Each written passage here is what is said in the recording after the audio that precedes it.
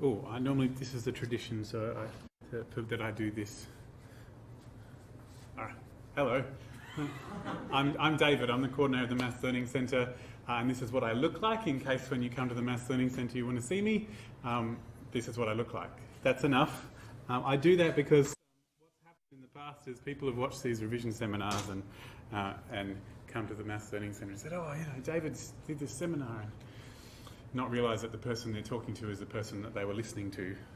So it's important to be on it at least once. Okay, so it's semester 2, 2018. This is a revision seminar for Epidemiology for Health and Medical Sciences, which is a new course this year. And I have agreed to do a revision seminar, and I'm taking the lead from the people who are in the room and the people who sent me some emails about the things they wanted to talk about. People seem to be quite worried about interpreting things, which seems to be an emphasis in this course. So, and pretty much everybody asked me to talk about the Chi-Square test, so I will definitely talk about that. Okay. I might just talk about what I think about the p-values hypothesis test thing, and that might give you a different perspective that you can hang things on to make it a little easier. And if not, then feel free to ignore it. This is for you. You figure out what you think is useful. So,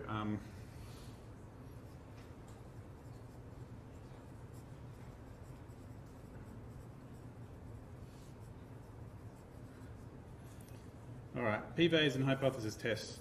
I am making this up as I go along, so forgive me, please. Okay. From a mathematician's perspective, everything in the universe somewhere, well, this is how I think of it. We don't really think of it this way, but this will do. Somewhere in the universe, there is a big book which has a list of all the things that could happen and how likely they are. And anytime anything happens, the keeper of the distributions opens the book and decides what's going to happen. Like when you roll a die, it's you know, there's 6 options that could happen, and they all happen with equal chance, and you roll the die and the die comes up with one of them. But the philosophy in science is that everything works that way. Anything that could possibly happen has all the options of the things that could happen, and they all have different chances of happening, and some are more likely than others, and then things happen. So medicine is quite difficult in the sense that people are extremely variable. And so there's a lot of those sorts of probabilities involved. Stuff happens, and it happens differently for each person, and happens differently for each person, the same person at different times. And so because of that, we need to account for that variation somehow, and try and figure out what the pattern is from the variation, which is what statistics is for. Now, I'm going to write at least one of those things down.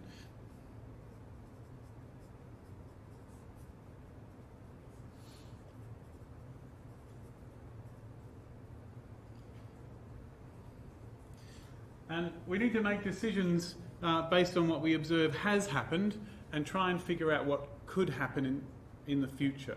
And that's our ultimate goal when we're doing research in any discipline, is to try and predict the future, or at least explain the present.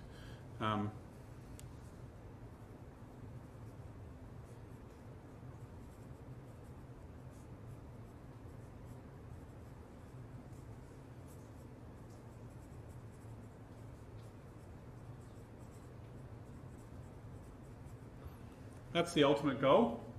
But of course we can't predict the future exactly. We can just give an estimate of what we think is the most likely thing to happen.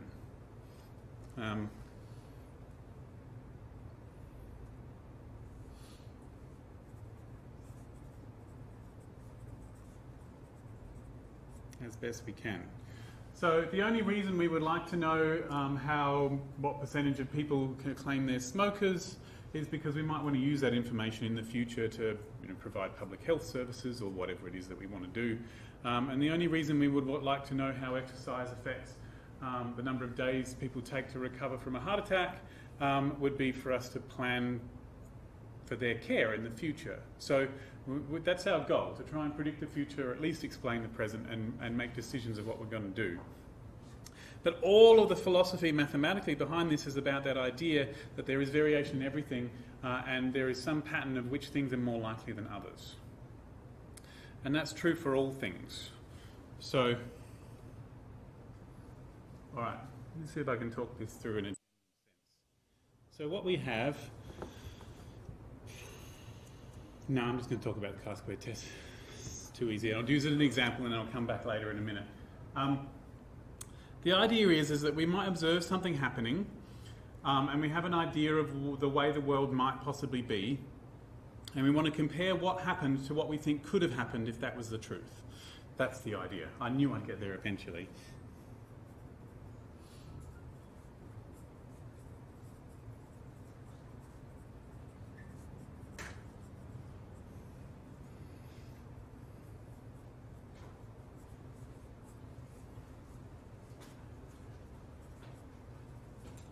We have an idea of the truth, or possibly something that we hope isn't true, but, you know, an idea of a truth that could be.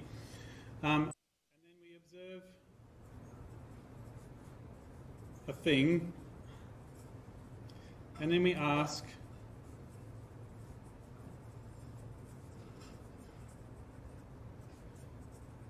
how likely is this thing? All right, that's the idea, the general idea. And if we conclude that this thing is unlikely, then we conclude that this idea of the truth isn't true. We go, well, if this was true, then this thing is like way difficult to achieve, so probably this idea isn't true after all. But if this idea wasn't, oh, well, we don't worry about that. If this idea is true and this thing's totally common, then we go, oh, well, maybe it is true. But we don't really know for sure. So the big idea is that if this thing comes out as unlikely, if that's true, we conclude that this isn't true. So how likely is this thing? Whoa, unlikely.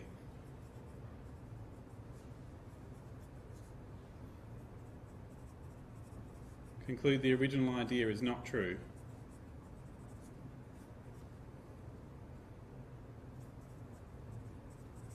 You know, quite common. We go, that looks like a D, condude. Conclude the idea might be true. We never really conclude that anything is really true or untrue. We just say there's evidence for or against, because that's the idea of science. You're never really sure of anything because of the variation. That's the idea of hypothesis tests. And the thing that's really difficult in hypothesis tests is this bit. How likely is this thing to have happened if this idea is true? This is the hardest part, because the only way that you can figure out how likely one thing is to know how likely all the things are. The only way to know that the possibility of rolling a 6 on a die is 1 in 6 is to know that everything has a probability of 1 in 6. You need to know all the things that the dice could possibly produce, whether one thing is more or less likely than another. So when we have real data on like 20 people, that's going to be a difficult thing to find out. And so our statisticians, the Chi-Square test and the t-test were invented in about the 1920s. So about 100 years ago, people came up with some quite sophisticated methods for guessing how likely things are, as long as you do the right calculation. So instead of asking how likely is my entire set of data, we're going to ask how likely is it for this calculation to come out to the answer that I've got. So here's the idea we have. We have some data. You know, maybe it involves multiple people. It often involves people, but it doesn't have to. You know, petri dishes or schools or hospitals or countries, and they can go from big to small. It could be multiple samples on the same person. Anyway, we have some data. And what we do is we do some calculations on that data to produce a single number. And then we ask ourselves, if this idea we think is the truth is true, or the idea we hope isn't true is true, if this idea is true, how likely is this number? I'm going to leave a space just here.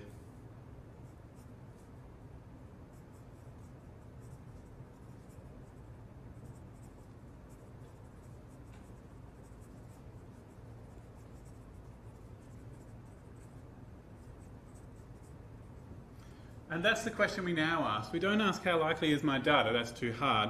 I turn my data into a single number and I ask how likely is that number. And we imagine a great big book of distributions that tell, and a distribution is how likely everything is. Great big book of distributions that says if certain numbers are calculated in certain ways, then they have certain probabilities. And I look up those probabilities in the table or in a computer where someone has helpfully done a little calculation for us inside the computer, and it tells me how likely things are. And this number is called a test statistic.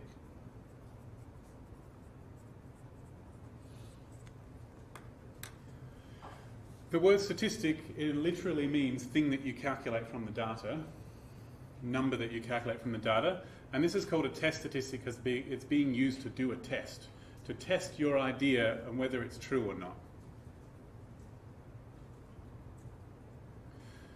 So if we knew all that there is to know, we could calculate whichever number we wanted that seemed reasonable to us, and we would know how likely it was and be able to look up the probability.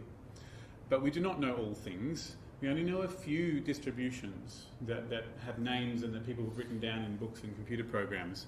So we have to calculate test statistics in order to produce those kinds of numbers so that we can look them up. And what you have in your course, as far as I can tell, are two different distributions, the Chi-Square distribution and the T distribution. We've actually used several different T distributions, but they're all in the same family. Okay, so depending on the calculation you do, you get a different list of probabilities for this number. That's the idea. So I'm going to put here, we need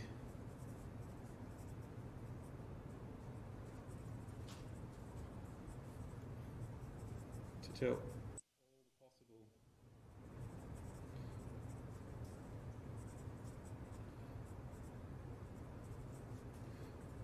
I'm going to read this out in a second. So we need a distribution to tell all the possible numbers that could have happened and how likely they are.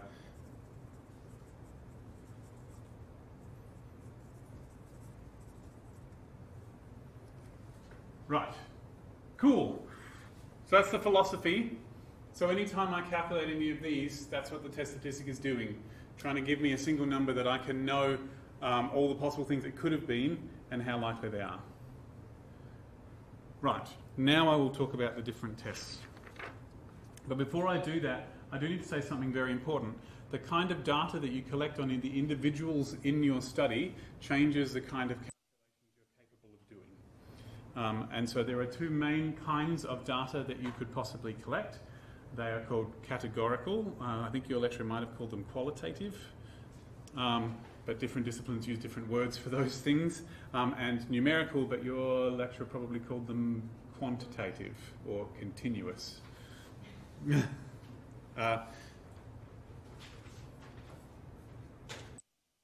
each person or object, but normally people, you can record this kind of information.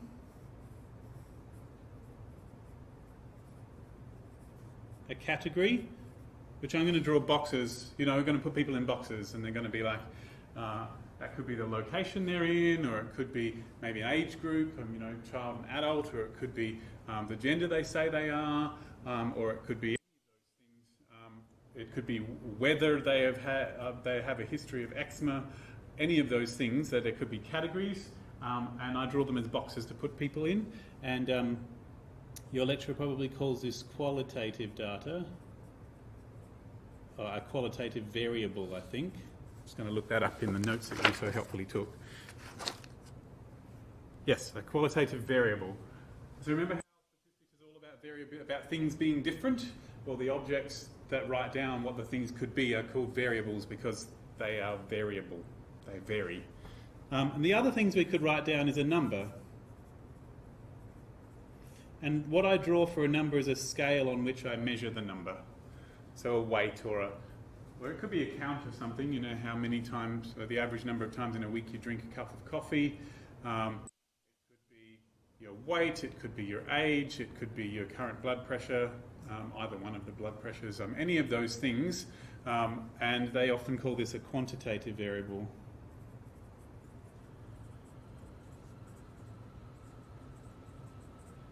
I don't really care much about these terminologies. The point is that they're different kinds of things.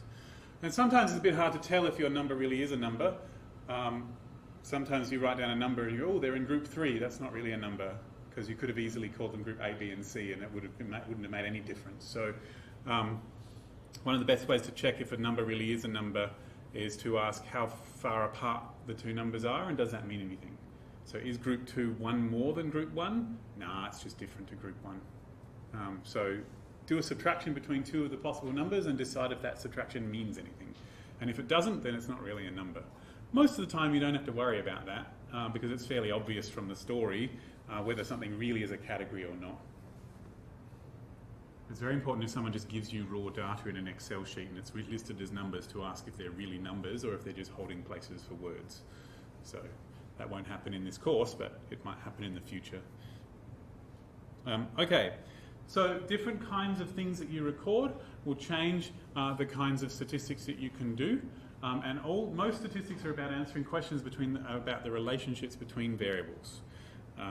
So, cool. Just wanted to point that out. And to a statistician, there are not really people, there are just sources of variables. I mean, in their daily lives, there's really people, but in their work life, there are not people, there are just things with variables coming off them that you measure and write down. Okay. So let me talk about this chi-square test.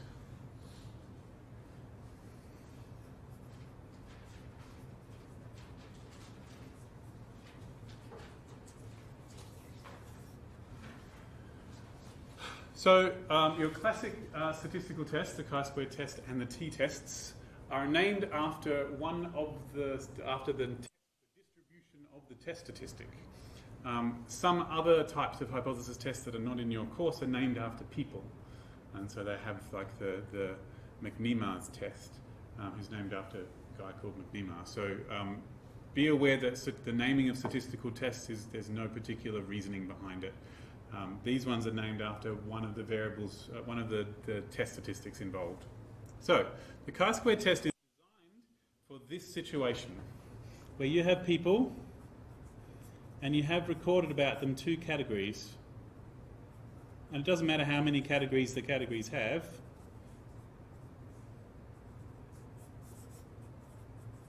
There could be 3 in one and 2 in the other, or 7 in one and 8 in the other, or 2 in one and 2 in the other. That's the most common. And you're interested in whether one of these categories makes a difference to how likely it is for the other category to happen.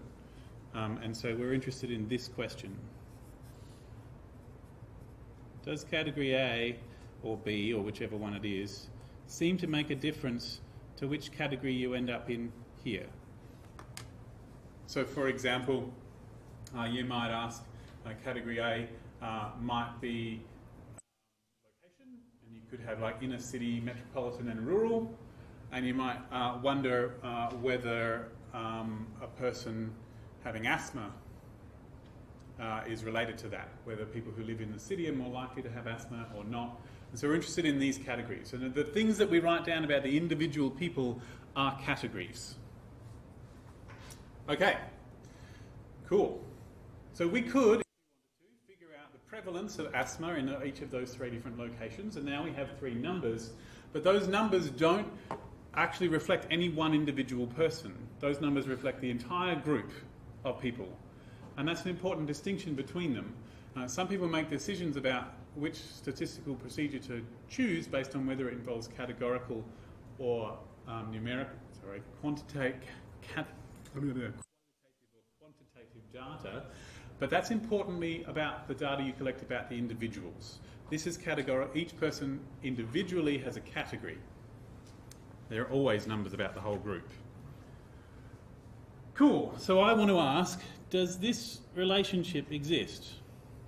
Or does which place you are make no difference to the outcome category? That's the question that we're asking. So we have to have an idea that we can calculate probabilities using. So we have to think, if the idea we are thinking of is true, how likely is it for something that we calculate to happen? And it's extremely difficult to calculate probabilities if there are lots of options under your idea.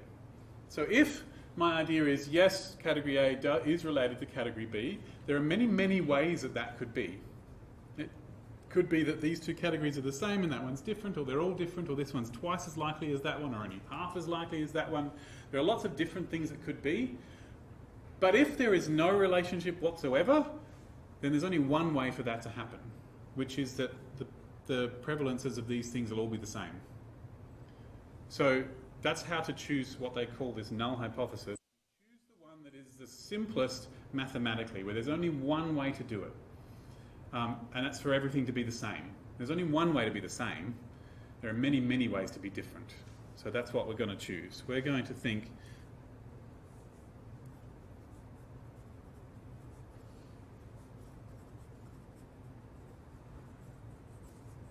is there a relationship?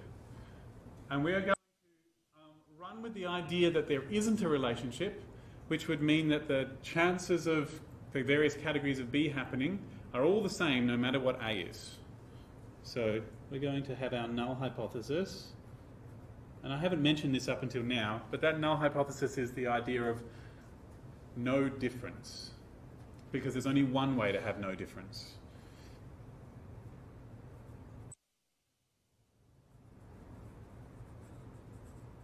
There is no relationship between category A and category B.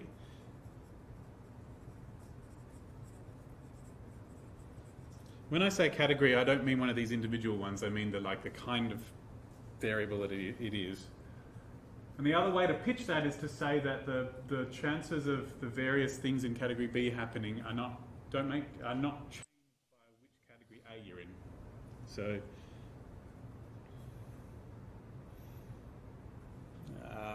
should I use the word probability? Probably not, because that means something special. Proportion? Proportion? That sounds right.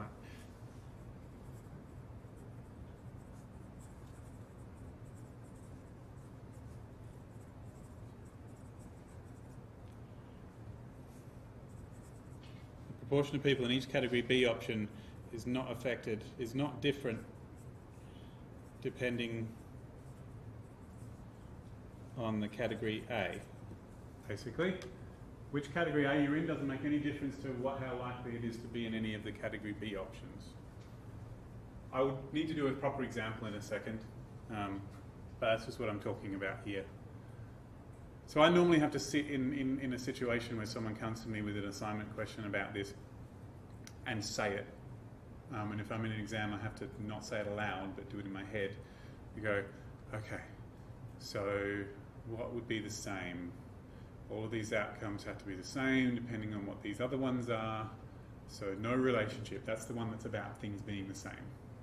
And because null hypothesis is about not being different, and so that means things are the same. Excellent. I have a null hypothesis. So, and the reason I've chosen that, there's only one way to be equal. So, what I'm thinking,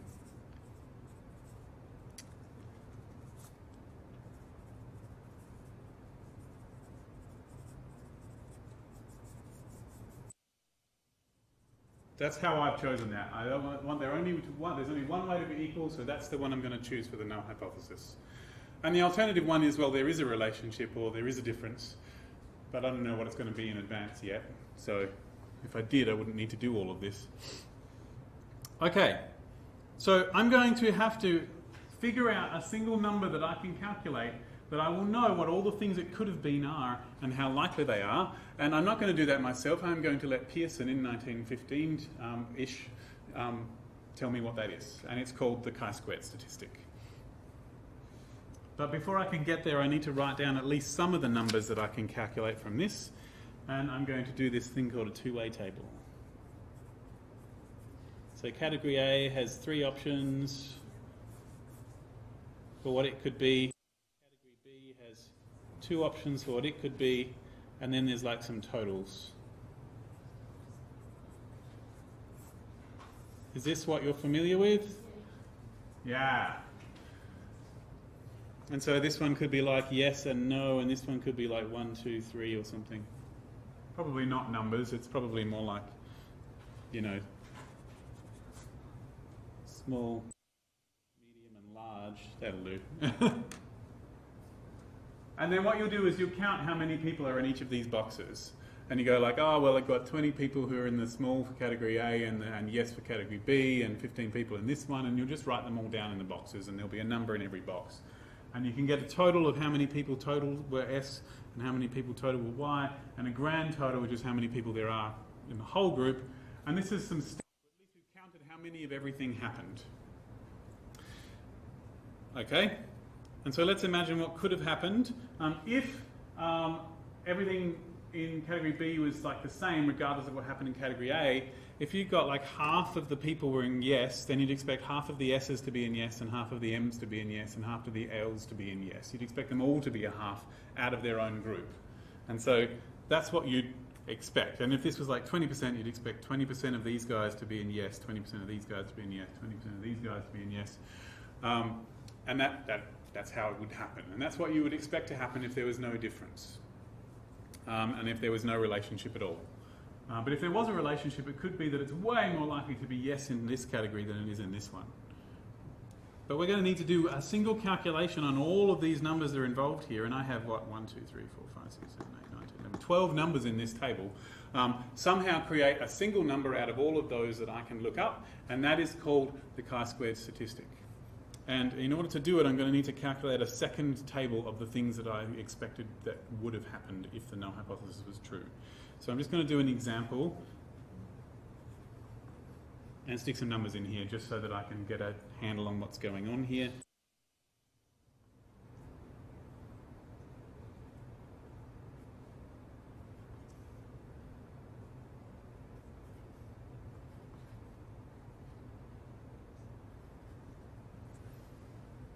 Okay.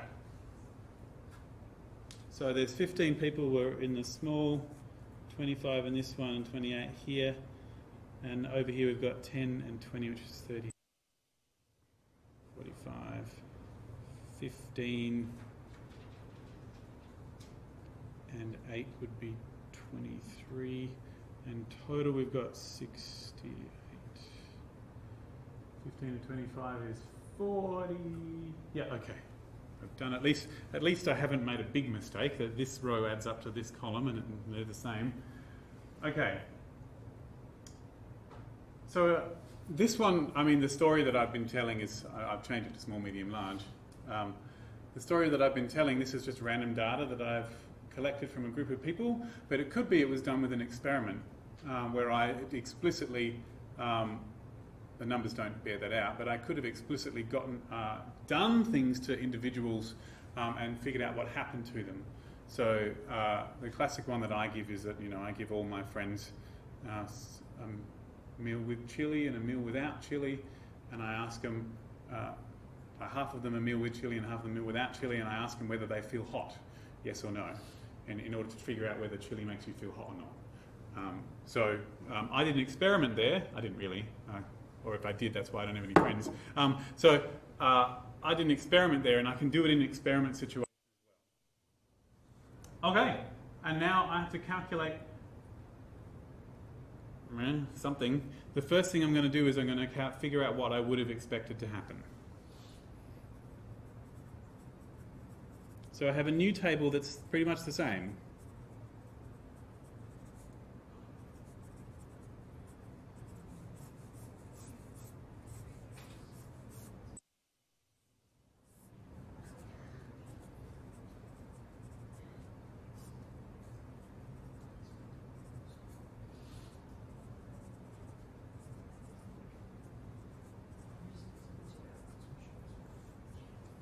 What was that? So, oh, but it's saying it's the shortest exam we've got. So we can't afford that. How long is it? 2 2. hours. Okay. So it can't be too right, Probably not. Okay. So, that reasoning that I said before, it needs to be about what would have happened if it was the same. Saying, well, if this category, small, medium, large, doesn't make a difference to the yes and no, then it's really just one big group. It's this big group here. And the 45 out of the 68 should have said yes. So that percentage, whatever that percentage is, should be the same within each category separately. So the 45 out of the 68, that fraction of people out of the 15 should be in this box here.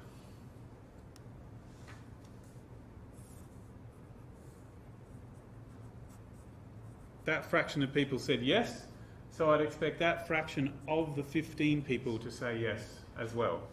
That's what I'd expect to be in this position here. And I can do that for every one. Now, what most people do is they go, oh look, I have noticed that this 45 is the row total, and this 15 is the column total, and this 68 is the grand total. That'll always happen. It'll always be row total times column total divided by grand total. That's what goes in that spot. But I can never remember that. But I can remember going, well, it's really just one big group. There's a percentage there. I need that percentage in every box. And this percentage of yes in all three of these, this percentage of no in all three of these.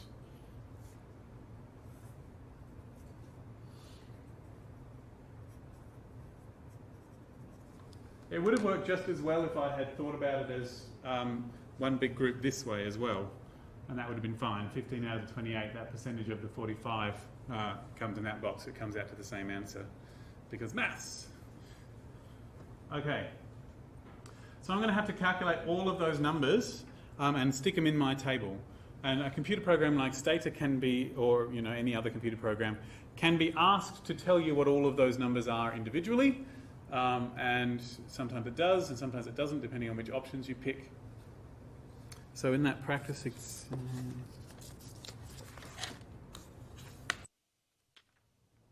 no, it didn't give us that.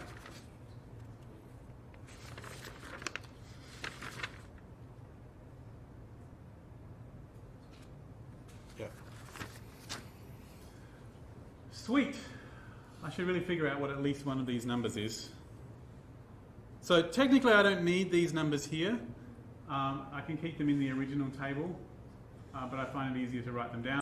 So now I have two tables. I should figure out what this number is.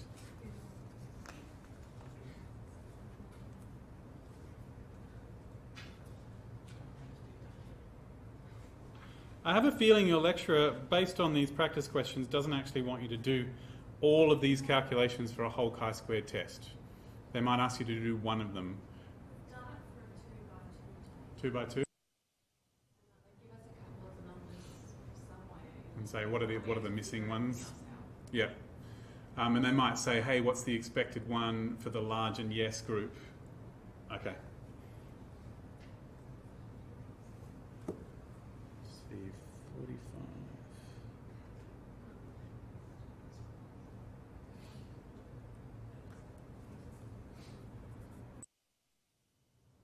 .9 in that spot, and then I would figure out all of the other numbers in the same way.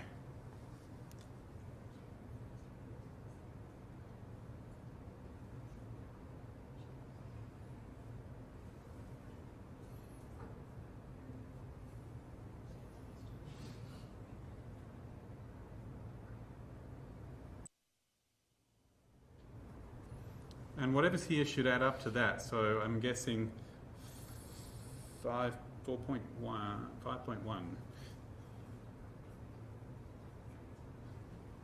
So I need 4, 3.5. And I'd need 10.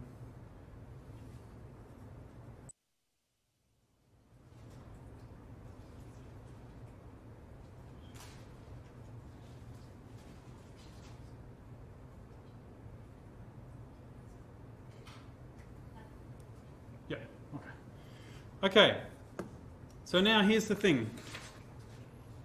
I have both of these. I have to zoom out just a little. I have both of these tables. This is the real data that I actually got. Whoa. This is what I would have expected to happen if the same totals had been from a group where everything was the same. And now I have to calculate a single number that captures how far apart these are from each other. Because if there really is no difference, I would have expected this to happen, but probably not exactly that, because different things happen at different times, so I want to know how far apart they are. And so I'm going to do this magical calculation, which is the chi-square test calculation, where I'm going to go observed minus expected, and then square that answer and divide by the expected one.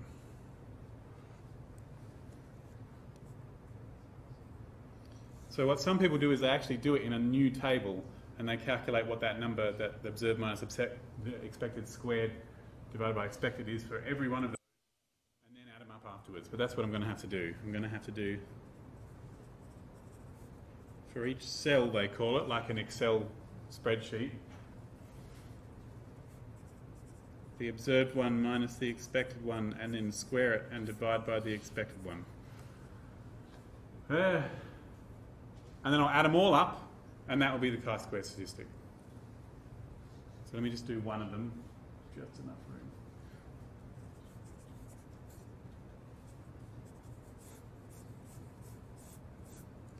So this one will be 10 minus 9.9 squared divided by 9.9. Wow. Yeah. Can't fit it all on the screen at once. There we go. Just enough room. That's the observed one. 10. That's the expected one, 9.9. And I've taken those numbers and done this calculation here, and it has come out to whatever it's come out to.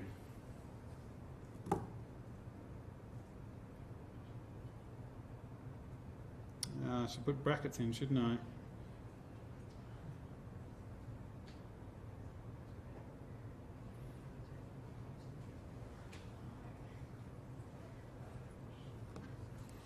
Okay. 0.001. Okay, that's what I get. And I'm going to have to do that for every box. I don't need to do anything to the totals. I just need each of these boxes inside the table. And I'm going to add all of them up. And so they're all going to give me numbers. And then I'll...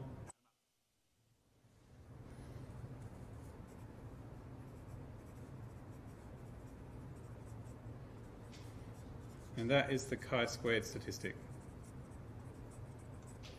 Named after the Greek letter chi. I don't know why, chi.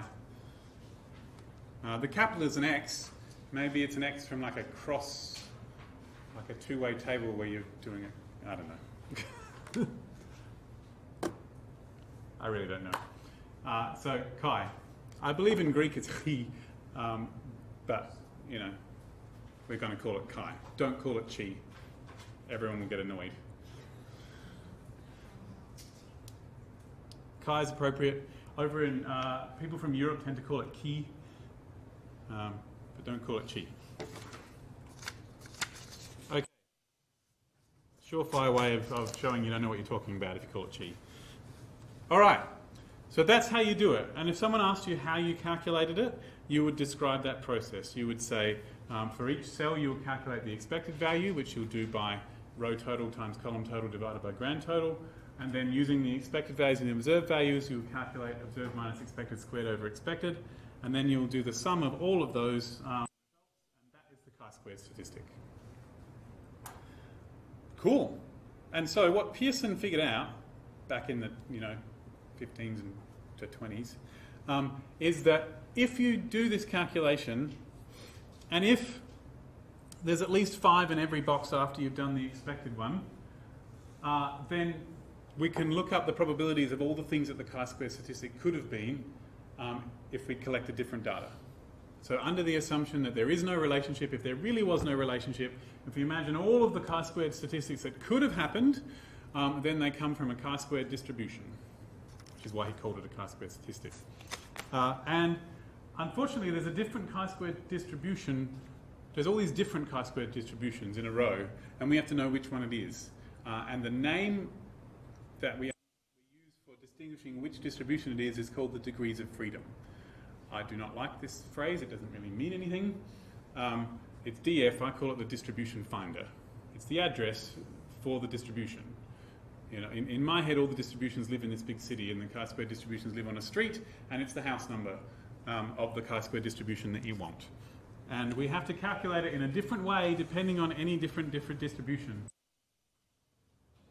So, all right. So we'll get a chi-squared statistic. It'll be a number, and we'll have to look it up to see how likely that number is. And we have to imagine all the things that could have happened and how likely they are as well. And so my chi-squared statistic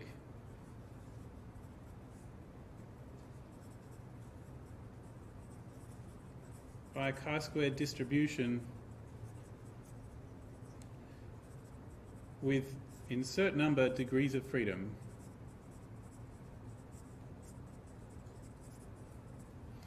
And this is the distribution finder.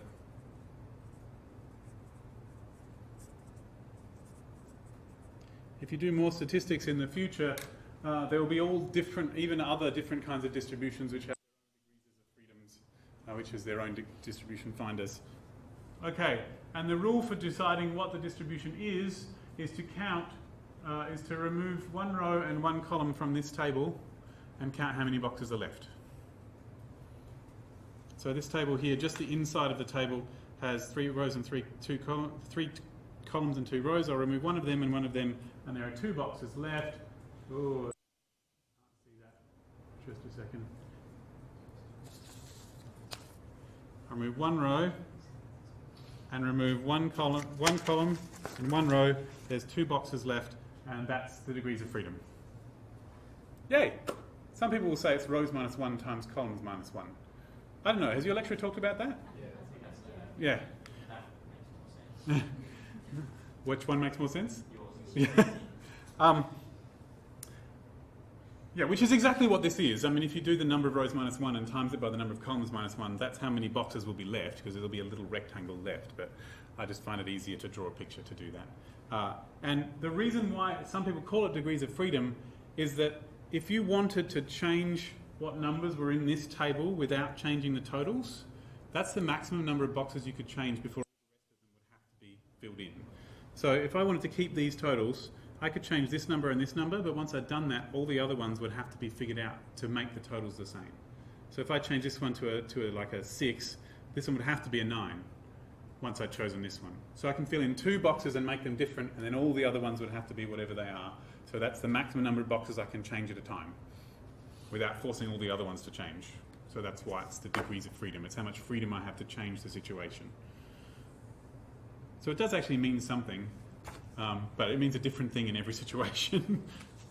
Okay, so in our case, it will be 2.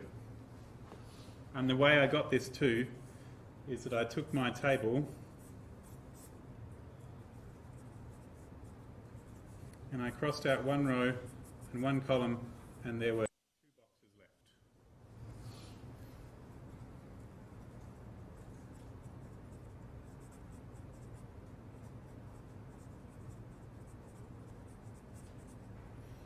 So what some people do is they go rows minus 1 times columns minus 1. That's how you can do it with a math formula if you want it.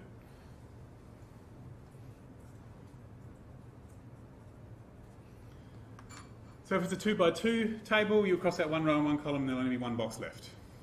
And if it was a 5 by 7 table, you'd cross out one row and one column, and there'd be 4 by 6, which is the rows minus 1 times columns minus 1. So it only really is important for the big ones, but for the big ones, it doesn't give you anything good when you do the Chi-Square test anyway, so it doesn't normally come up.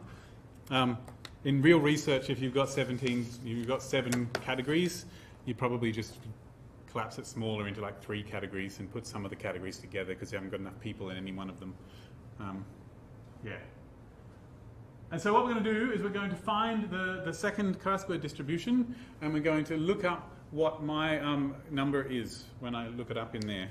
I should probably have prepared an actual example, I'm sorry. So these are all the chi-squareds that could have been.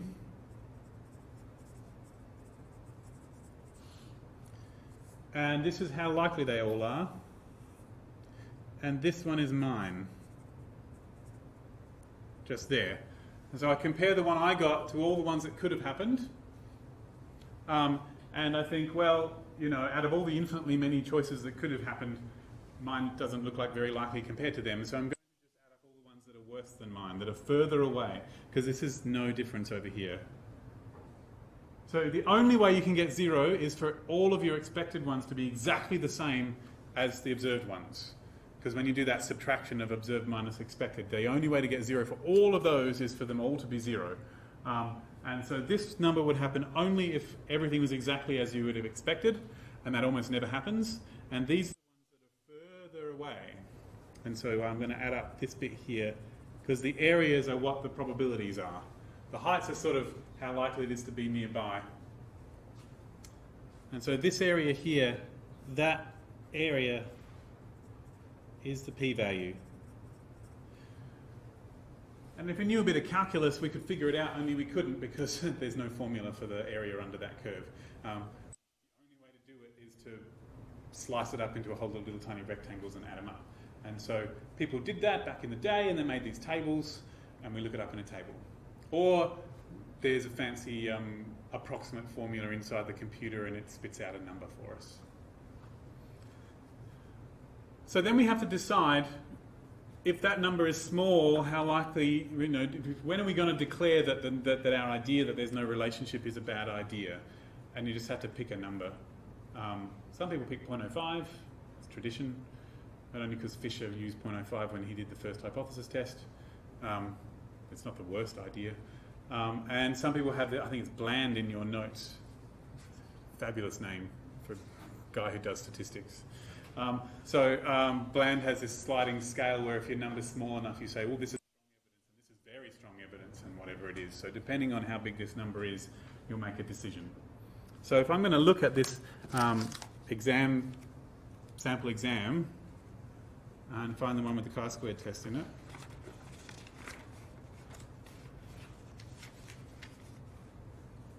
I'll look at them for giving you a formula with all the things. So the capital sigma there stands for sum, because the capital sigma in Greek makes that sound for sum. So capital sigma, observed minus expected squared divided by expected, and then you calculate all of them, and then you add them all up, and that gives you the chi-square statistic. So my chi-square statistic came out to 26.1 with a p-value of less than 0.001. Show how to use this knowledge to make a decision with respect to your opposing hypothesis and explain the reason for that decision. Well, I know that because my p-value is very small, I'm going to conclude that the null hypothesis is probably not true. I don't use probably. Probability is a stats word, and it has a specific meaning. I have strong evidence against my null hypothesis. That's how you say it. I think this is very strong at this level. Could be wrong. I think strong is 0.01 and very strong is 0.001. What did Amy say? Given that the probability is less than 0.01, we can confidently reject the null hypothesis stated in B and state we have very strong evidence, according to Bland, for the alternative hypothesis, which states that there is... Oh, man. Take a breath. There's no commas in this sentence. There's association of population...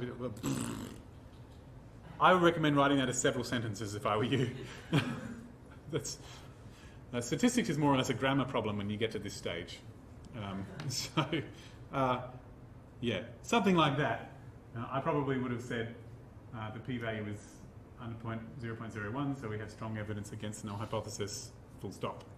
We conclude that there is an association between having a tattoo and having hepatitis C. Be very careful about the way you say it, and think carefully about whether this allows you to talk about the future or the present. And this is where the interpretation comes in. So in this one, when I look at the story that goes with this one, 600 individuals, and they said whether they have a tattoo now and whether they have hepatitis C now. And so this is all about current information. We can't be talking about having a tattoo predicting whether you will get hepatitis C in the future. We can just talk about whether having a tattoo predicts whether you have hepatitis C now. And so you can say there is an association between having a tattoo and having hepatitis C, but you can't say there's an association between having a tattoo and developing hepatitis C, because that's about the future. Most people who mark these things won't be that pernickety about the exact words you use, but you want to try and, if it's about the present, make sure it's about the present. And if it's about the future, make sure it's about the future. If we had done a case control study, this is a case control study, isn't it? If we'd done it like a prospective, like a future, I don't know what the name for it is. This is, sorry? Cohort study. Cohort study, yeah. This is the bit I don't know, because that's about how research is done in medicine, and it's not about statistics. So if we had done a study where we had taken people now who none of them had hep C, and they had tattoos and then not tattoos, and so, well, no, we would have to see crap. We'd have to have people that don't have tattoos at all who are thinking they might go, oh crap, it's impossible, don't do that. We'd have to send them off to get tattoos. We could get people from one of those reality shows, right? Sorry, anyway. Yeah. Just if I don't know if you can answer it, but in part B, Yeah. there's two null hypotheses. Yep. And two alternatives. Yep. Why? You can say it either way. Oh, is that why? Yeah. So your answer will either be this one or that one. So you can either, and I said that earlier, your hypothesis could just be there is no association between these two variables. It's a bit vague, but that's fine. We could be more precise and say the odds of having hepatitis C is not different depending on whether you have a tattoo or not, which is what this one is. Oh no, proportion. Okay. So one of them could be specifically about proportions or odds not changing, and the other one could just be generally there is no association, and you get to pick which one you want, and whichever one you think of is fine. Yeah.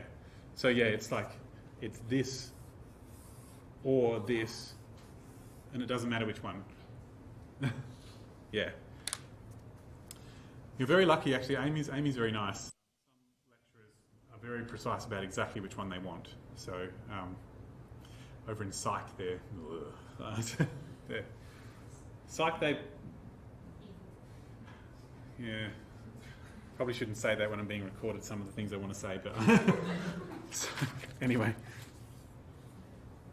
they try and be really precise over in psychology, and I think it's a knee-jerk reaction to having a discipline that isn't very precise. Reasonable. I think also, I mean, it's just hopeless sometimes. We live in a world where mental health is just a sorry state, and I think we want to have a sense of hope, really. Nothing wrong with that at all. Okay, that's the Chi-Square test. So I would say that whichever null hypothesis you pick, when you do your interpretation at the end of your conclusion, you should make it match your null hypothesis.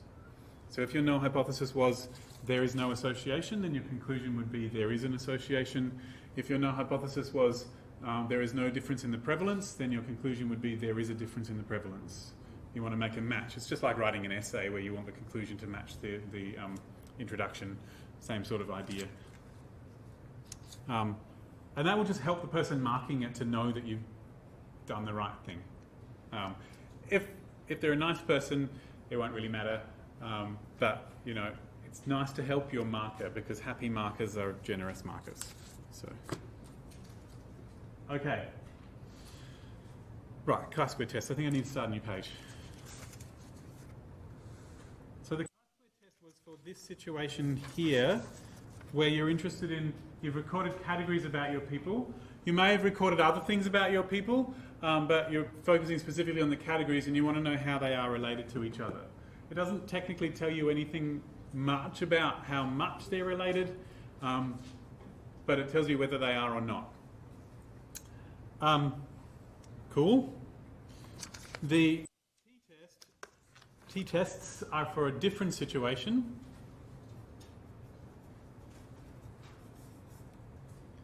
So in a t-test, you have a category and a number.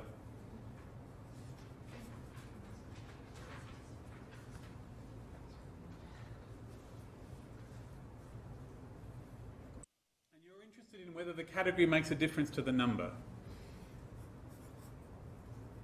This is probably not how your lecturer talked about it, but it's how I think about it.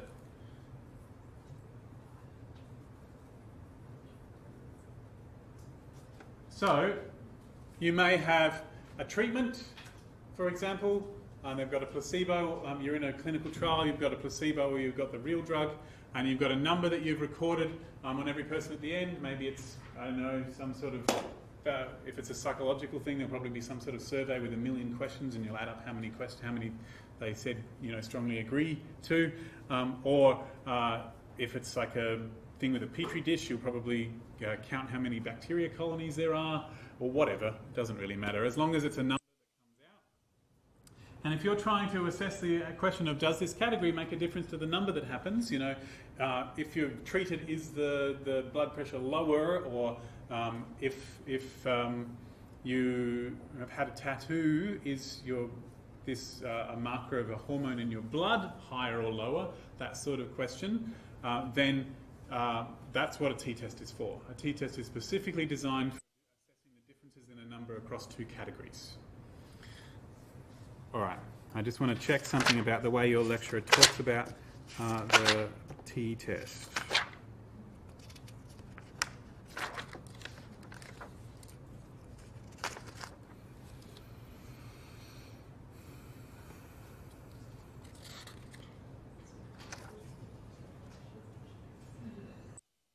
Okay, cool. So if we were living in a world that was perfect for me, you would be able to pitch your null hypothesis as the category doesn't make a difference to the number. However, that's not how it's done, unfortunately. But you might be able to. I just want to check something in your exam.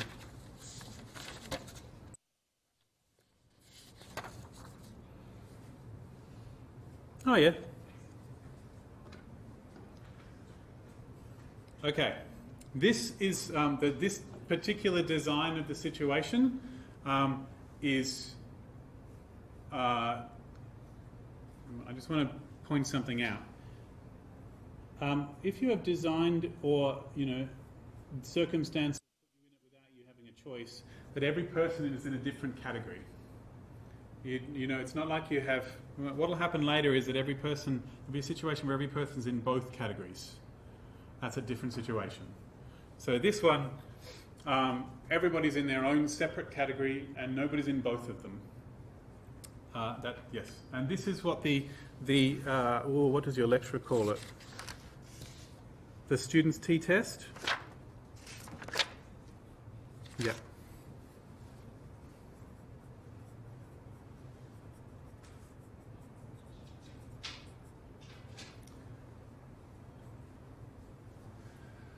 Some people, if you look online, if you want to find other resources, call it the independent samples t-test, or the two-sample t-test, or the unpaired t-test. They're all the same thing. It's named student because the person who invented it published it under the name student, because he wasn't allowed to use his own name because he worked for the Guinness Beer Company and wasn't allowed to publish his research under his own name otherwise, because all his research belonged to Guinness. So he published under the name student.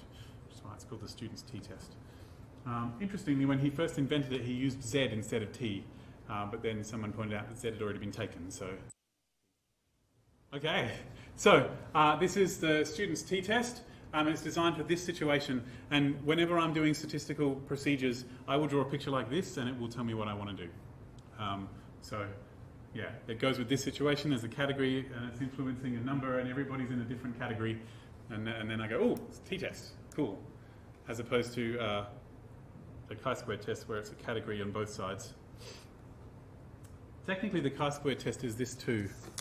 It's worth pointing out that in the Chi-Square test, nobody's in more than one category. Everybody's in different categories. There's a whole separate test for what you do when people are in repeated categories, and it's not in this course. So, okay. So, student's t-test, the null hypothesis is, I would say that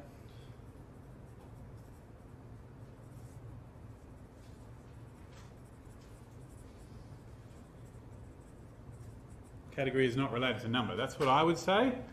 But that's a bit, when people have numbers that are recorded, they feel like being less vague than that. Okay? So that's what I would think. Sorry, that's what I'm thinking. But in order to say it, I want to find a way of saying it that's really precise. So what I'm going to try and figure out is a way of saying it that involves some nice numbers that statisticians like to calculate. And statisticians, when they've got numbers, they like to calculate means. And so we're going to say that the null hypothesis is that the mean of whatever this number is under one category is the same as the mean under the other category.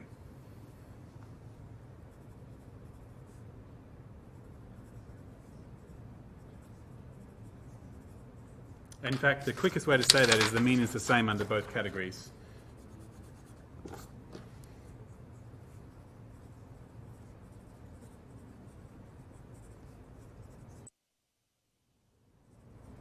That's probably the quickest way to say it.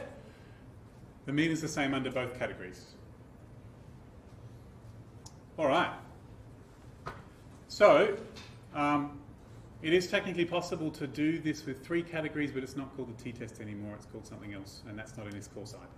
So, all the situations have usually been thought of. Okay. So, we want to acknowledge that the mean is the same under both categories because the mean is always about things being equal, because there's only one way to be equal. There are many ways to be different. And so the null hypothesis is about the mean being the same. We would like, usually, if we were doing a drug trial, for the means to be different, because then our drug actually does something. But this is the one that's mathematically most simple and therefore the one that we can calculate our probabilities using. So the null is that the mean is the same under both categories, and the other one is that they're not the same. How are we going to calculate this? So if you group everyone together in category, let's call it category yes and category no. These are all the yes people, and these are all the no people. And everybody in this yes group, they've all got a number, and these people all have a number as well. And I can calculate the sample mean of those.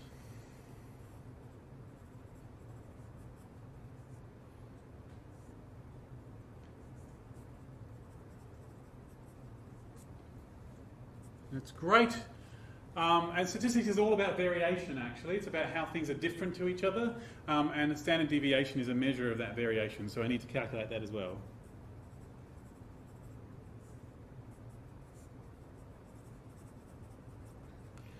And then I join them all together into one big thing. Take all of these numbers, and it produces a t statistic. Yay! I don't know if I need to write down the actual calculation involved. I'm pretty sure they're just going to give you what the computer tells you.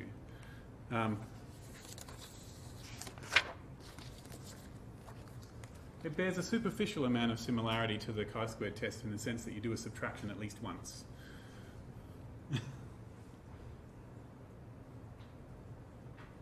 Yeah, here it is. There. Awesome, right?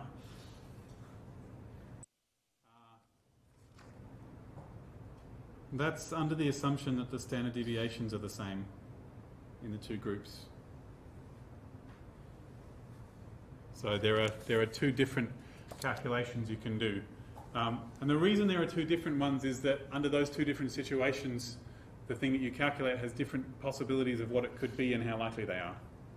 So you have to decide some things. And it'll be a t calculation, which will involve a measurement of how far apart these two means are.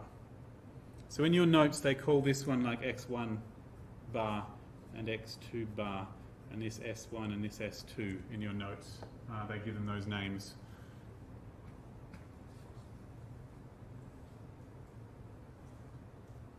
Cool. So, do this big calculation. It turns all of my data into this single number, which is called t, and all my hopes are built on this t, and I need to figure out all the t's that could have happened and how likely they are. And the t distribution is lovely. It has a 0 in the middle, and it could be positive or negative depending on which group is bigger than which. You just need to know which one you count as first. And so these are the t's that could have been. And the only way the t could come out to be exactly equal to 0 is if your two group means were the same. So if the category doesn't make a difference to the outcome, then you would expect the two groups to have the same mean, and when you subtracted them, it would come out to 0. So this is the thing that is most likely to happen if the category doesn't make a difference to the outcome, and then it gets less likely the further out you go, or something like that. It looks like a normal distribution, but it is, to a statistician, it's slightly different. And the bigger the sample size, the further, the skinnier these n bits become. Yeah. And so your actual t is here. It could also have been over here if it come out to negative. And what you do is you put them both in. And you find out how far it is to be further away from the centre. The reason you do them both is, do you do one-sided, two-sided? Oh, for the sake of Frel.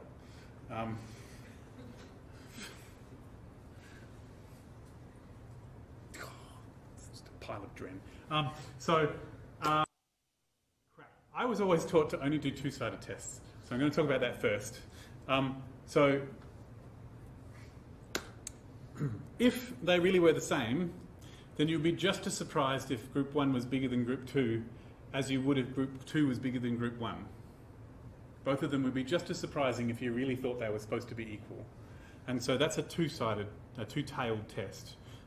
This is my surprise, level of surprise if it had come out to be group 2 is bigger than group 1, and this is my level of surprise if it had come out exactly the opposite way around, that group 2 is smaller than group 1. And so I include them both. So this is a two-sided one.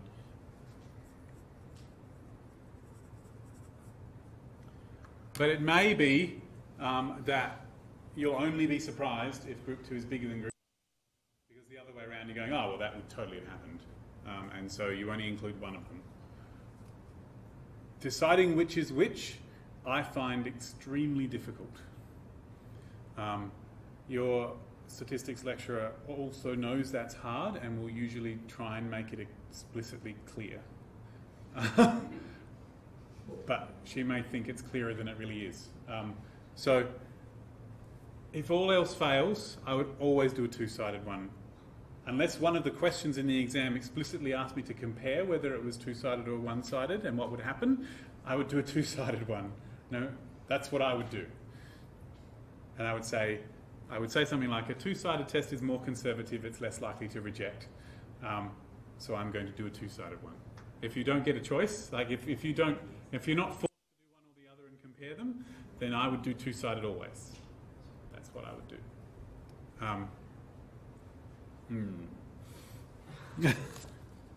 Just give me a second.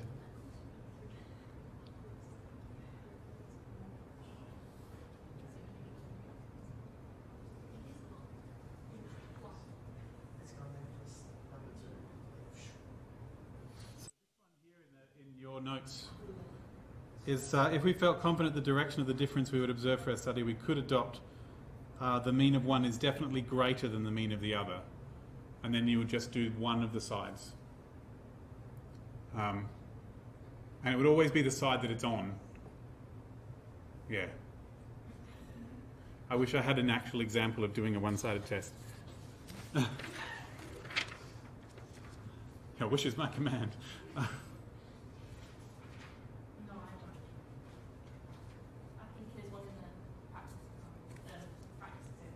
So this is a practice exam of the t-test. We've got some boys, 30 boys diagnosed with autism and 12 boys without autism. And we're interested to see whether their brain something sizes measured in cubic milliliters. Of course, okay. And we totally need to go to the first decimal place of cubic millimeters. It seems needlessly precise, but anyway. So, cool. Can I draw on this? Yeah,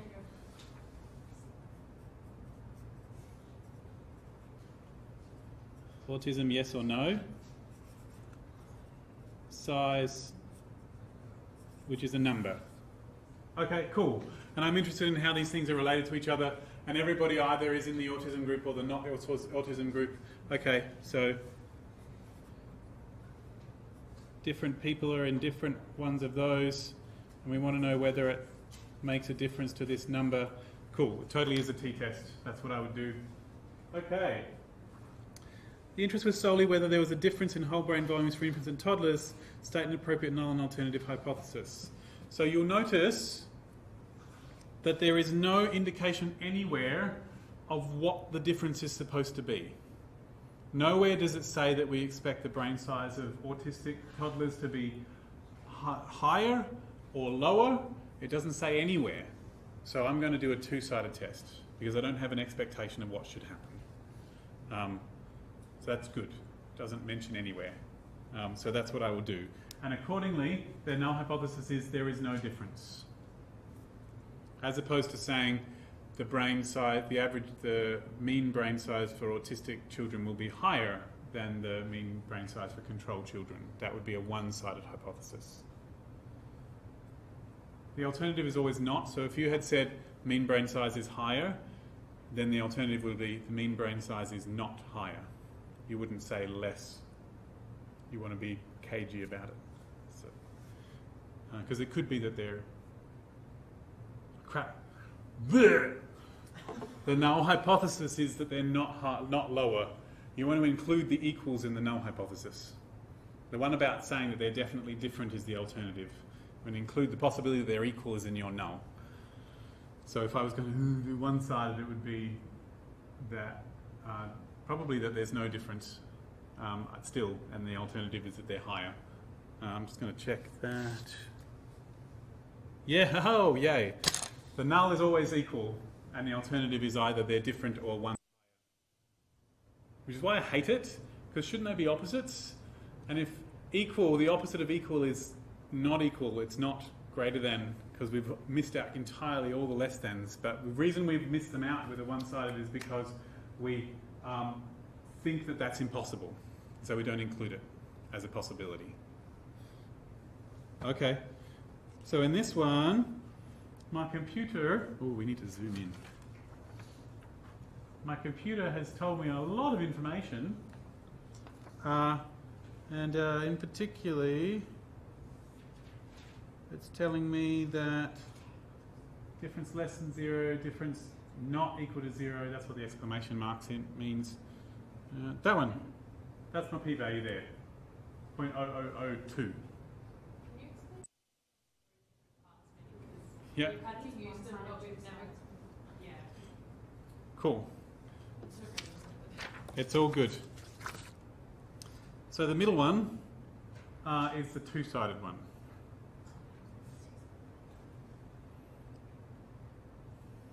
And the other two are the one-sided ones.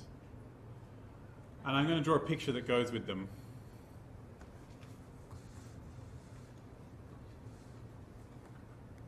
Oh, I need to zoom out again.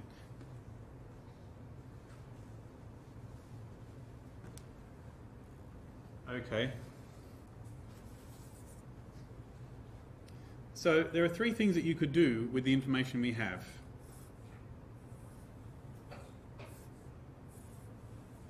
I really should have given myself more room. Sorry that this one's bigger.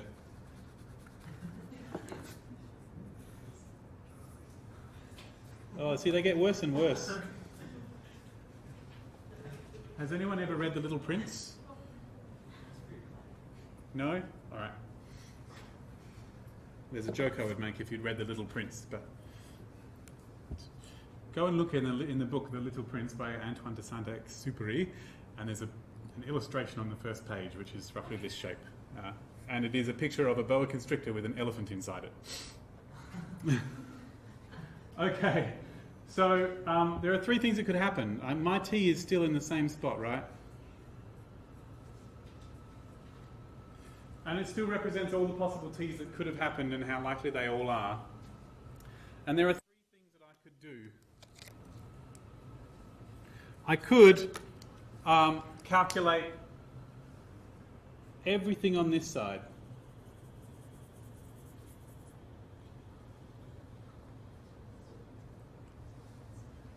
So this is where I'm less than t. So when statisticians do all the things that could have been, they use a capital letter. So all the things that could have been are less than the t that I actually had. That's what's going on here. And over on this side, there, this would be all the things that could have been are greater than the t that I actually had.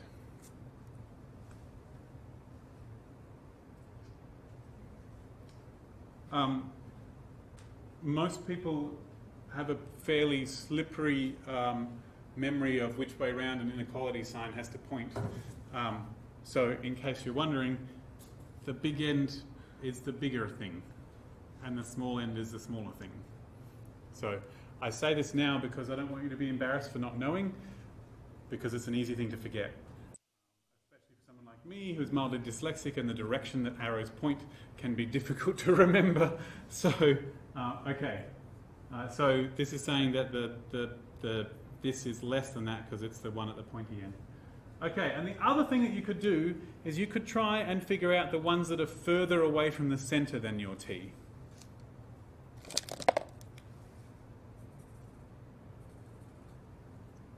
Like that.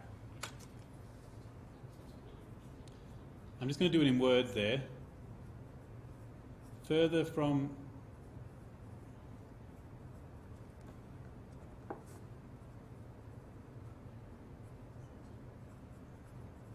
than my t. So when a mathematician writes that down, so the center is 0, right? So when the center is 0, if I want to talk about the same number but on the opposite side, if I take a negative number and I do this to it,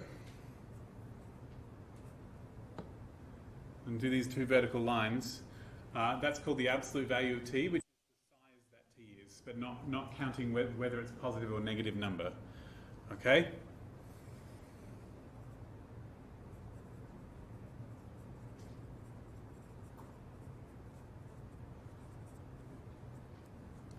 And when you talk about this is the size of t, of the big T that could have been. So when we say the size of the t is greater than the size of the little t, well, the size means how far from 0 it is. So the size is not just, the size of the number is how far away from 0 it is. And so this is saying that the size of the t that could have been is bigger than the size of the t that you had, saying that the t that you could have been is further away from the center than the t that you could have had. So this thing, absolute value with size, is also equal to the distance from the center. So this is short for the distance from the center of the possible t's is greater than the distance from the center of the actual t. That's what that's about. And you'll just notice that it's harder to write down in maths than all of the others. But that's why they've written it that way. And they helpfully in Stata put it in the middle because it's the one that has both ends. So you'll notice that this one is way bigger than this one. And on your thingy, this one came out as 0.99999. It's everything less. But if your t had been negative, if your t had been on the negative side, this one would have been small and that one would have been big. Because it could have gone this way. So this is t is a plus. What if the t had been a minus, right? This is a positive number. If the t had been a minus number, then the three things that could have happened, then my t is actually over this side. Because it's a minus number. And if I want the less than,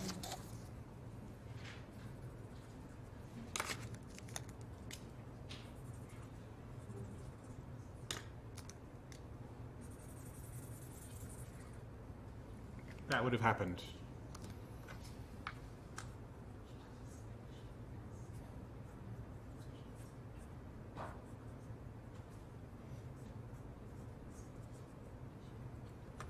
So here, these are the t's that are on the left hand, further out than t in the negative direction. These are the t's that are further up than t in the positive direction. These are ones that are further out from the center. This bit looks the same regardless of whether it's positive or negative.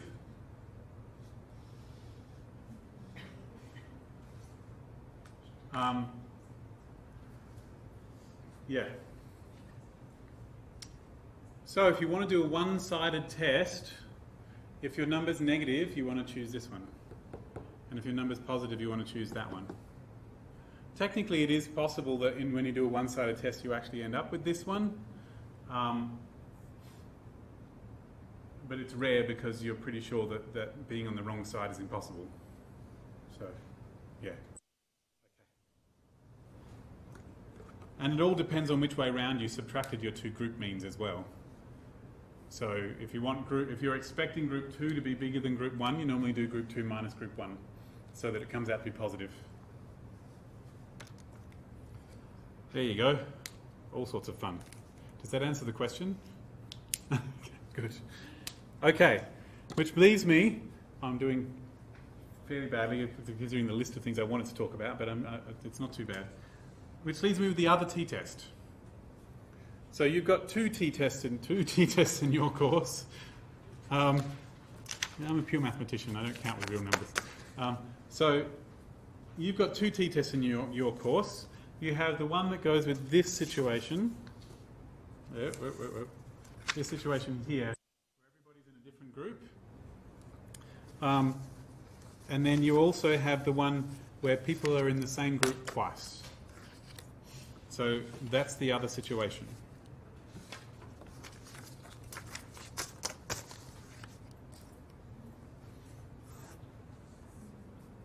It's called the paired t-test.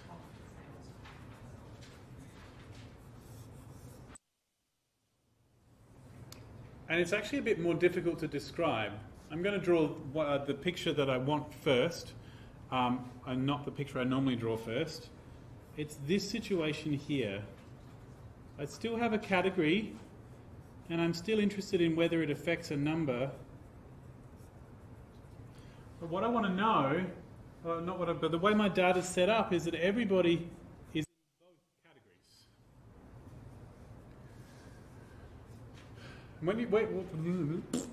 What your data looks like is different to the way it looked before. Your data actually looks like this.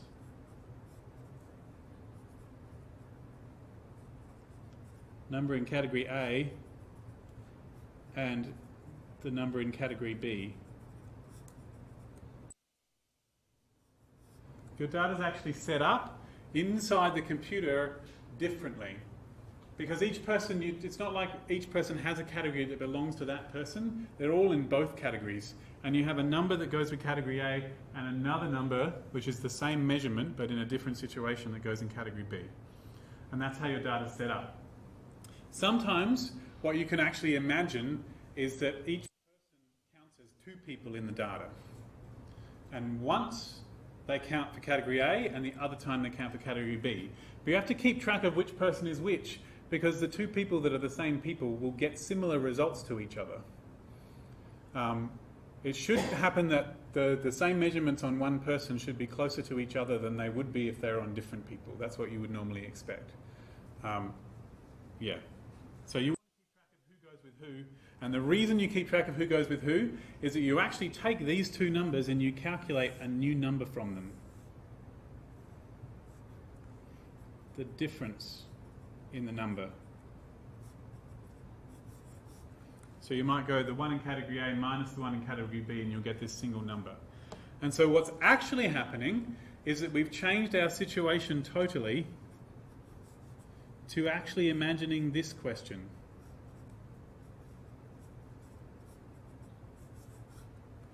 We have each person, and they only have one number written down for each person, which is the difference. So all of this is gone now. We don't need it to do what we want. We're going to answer this question. And suddenly all of this is gone. And I'm just asking this difference. I want to know about this difference.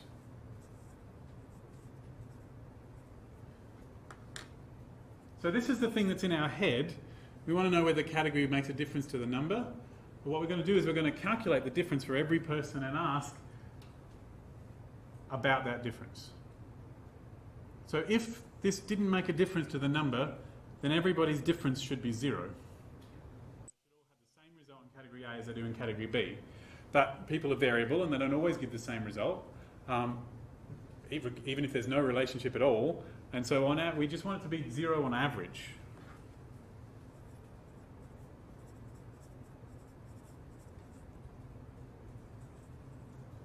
That's the thing we're wondering about.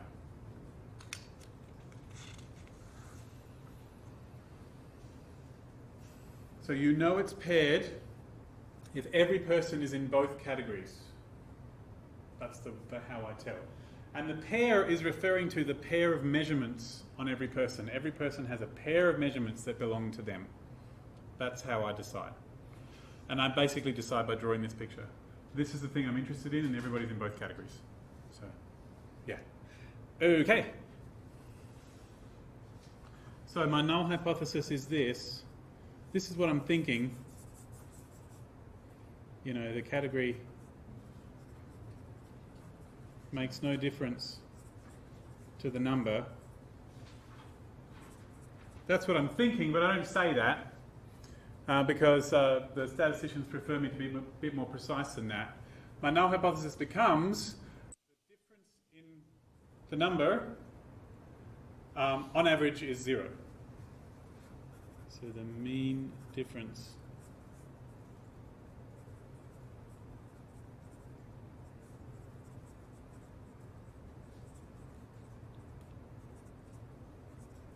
is 0.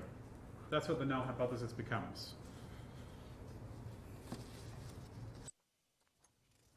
Oh, I haven't talked about degrees of freedom, I'm sorry. I should get back to that. I should have left a space before I did the paired t-test. Knew I forgot something.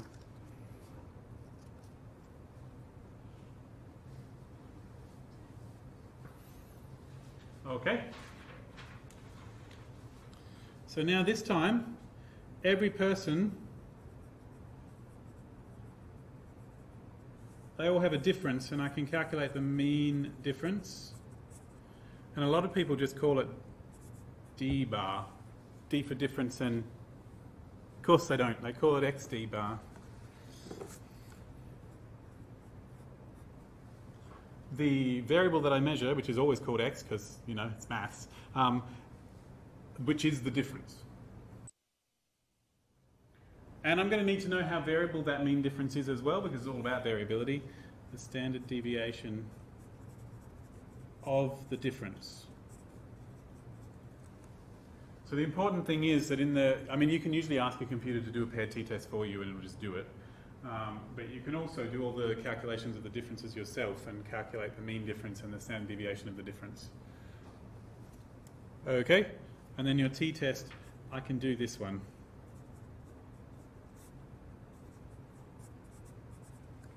Like that, where n is the number of people involved.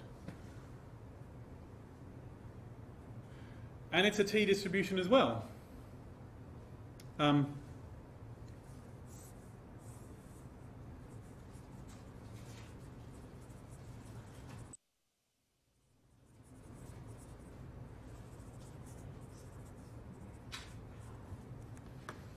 But it's a different t-distribution to the other one. Because just like all the chi-square distributions live on a street and the degrees of freedom tells you which house they're in, the t-distributions live in a big tower block and the degrees of freedom tells you which floor they live on. It's stupid, it's just how I think about it. Normal distributions live in a little suburb called Normalville, and anyway, it's T-towers, Chi Avenue, anyway. If I don't do this sort of thing, I go crazy. So I mean, you may think, no, actually, David, you doing this as evidence you're already crazy, but whatever. Okay, so, and it's the same, once we get to this stage, it's exactly the same as the other one, because I look it up in the same place to find the p-value. And I make the same decision as I do with the chi-square test. If my p-value is extremely low, then I reject the null hypothesis and conclude that there really is a difference. Yeah, okay. So just as a note on degrees of freedom,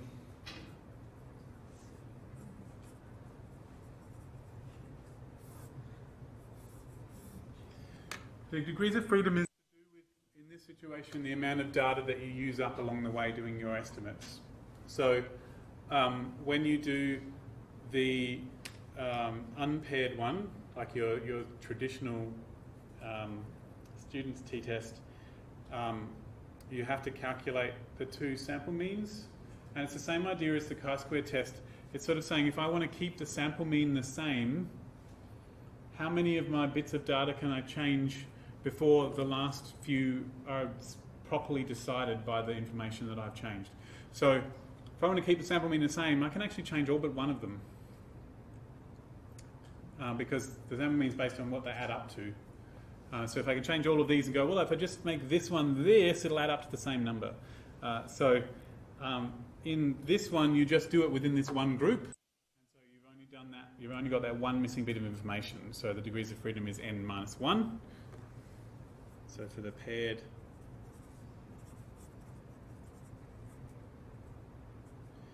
and for the student one, you've done that separately in the two separate groups. And so it's depends on how you do it. Traditionally, it's n minus 1 for each group, and then you add them together. So the first group and the second group. So it's basically the entire big group minus 1 for the two different means that I've calculated. The computer uses a whole other method of calculating the degrees of freedom, and you'll notice when you do it, it actually gives you... Oh no, it doesn't. Okay. Computer uses a whole other...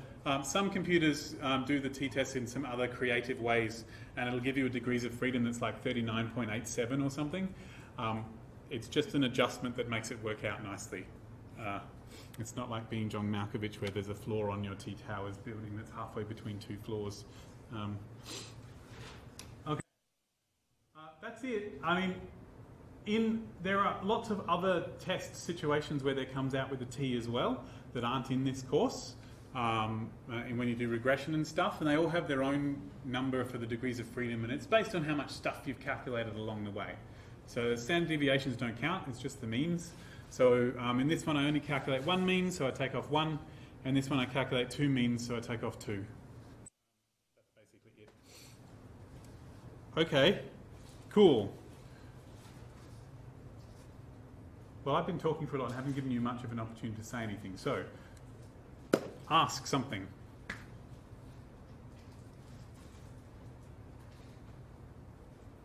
I will not be the slightest bit offended if you ask me to say something that I've already said in a different way. So all these tests that we're allowed to do, it's provided that the condition is ultimately expecting the data to be in a standard deviation. Not a standard deviation, a normal distribution. Yeah. Yes. So I'm just going to repeat that, see if I've got it right. So with these different tests that you know how to do, you're supposed to have the original data being a normal distribution. That's the question you're asking? Okay. And the answer is, for the t-test, yes. Chi-Square test, nobody cares because it's not numbers anyway. So, so let me talk about that for a second. So I don't know if they ever ask you to check that in the exam, but traditionally, you know how I said that you needed to have a description of all the t's that could have been and how likely they are? Well, the only way I can really know what all the t's could have been and how likely they are is if because that t was calculated from my original people, the only way I can know what this t could be is to know what all of the things that the people individually could be and what their probabilities are. And so I can only really know for sure that this is this shape if all of these guys come from something that's a similar shape in the first place. So, yes, I have to, in order to get this, for this probability to be exactly correct, these guys have to come from a normal distribution originally. So I should just write that down.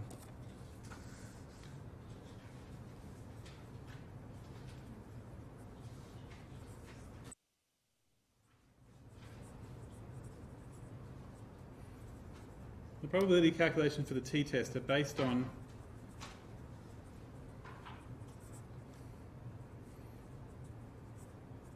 the original data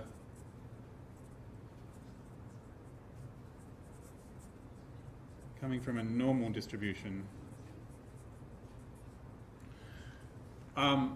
Basically the last bit of data you have before you calculate the mean, essentially. So in the paired t-test, I don't need those two, I don't need these two things to be from a normal distribution, I just need this thing to be from a normal distribution. The last thing I calculated before I did the mean. But for the unpaired t-test, I do need both of these. I do need everybody's data to come from a normal distribution. And it's okay to do it separately in the two categories. That's fine. In fact, you need to do it separately in the two categories. If your conclusion turns out to be that the category makes a difference, then you sort of need to do it separately. So, yeah. So you need things that come from a normal distribution. So if you need the differences. That is not how you spell difference.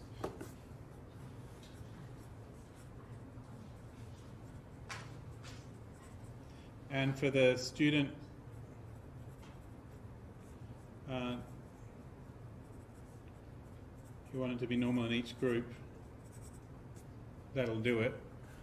And the best way to check that is probably to draw a histogram. And if you draw a histogram and it comes out to be wildly not normal, then you're supposed to do something else. You're supposed to not do a t-test because it doesn't work properly. The p-values will all be wrong. And there's no way of telling whether the p-values would be bigger or smaller than they're supposed to be. But you haven't been taught what to do instead. So they may say, was it appropriate to do a t-test? And you can say yes or no, but then you'll still do one in the exam. Yeah. So you can normally check with a histogram.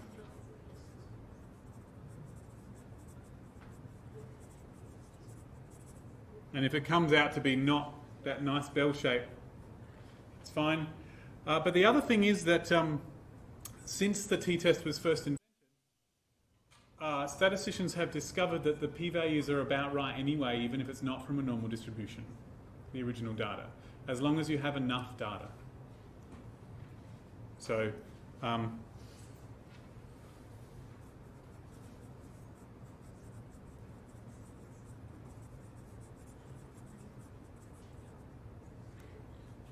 if the number of individuals is large enough,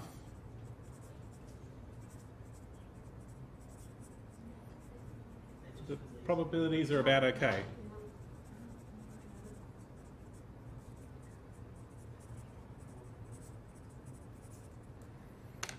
So, no, most people say that happens at about 30.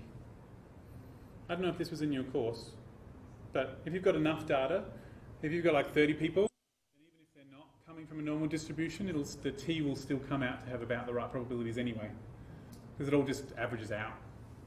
Yeah, they call that the central limit theorem. I don't know if it's in your course. Yeah. Yeah. But in some courses they go, hey, we've got 100 people, but it wasn't from a normal distribution. Why isn't this a problem? So, because we have 100 people. Yeah.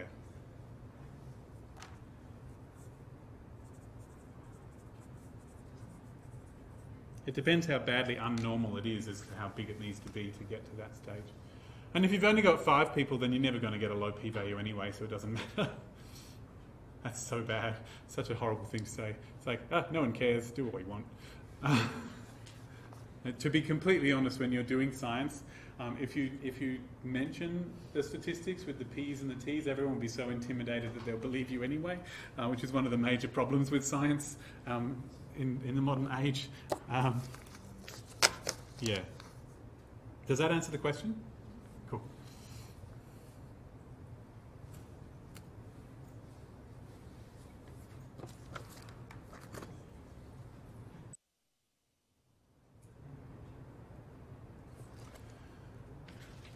When is this exam? Wednesday. So our student exam is open tomorrow if you think of anything else. I'll be doing a revision seminar in the morning, but Nicholas, who's there, should be able to help. And I'll definitely be there tomorrow afternoon. Also today. For those of you listening online, it depends on when you're listening to it as to what the truth is.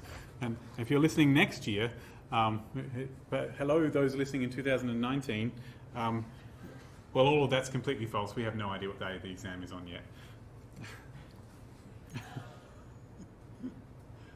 All right.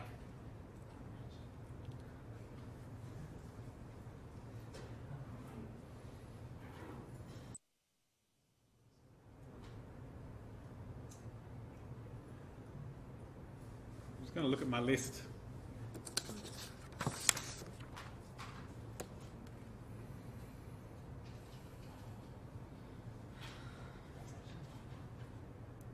The only other thing some people have mentioned is things like odds ratio and relative risk. You want me to talk about that in the 10 minutes I've got left? Sure.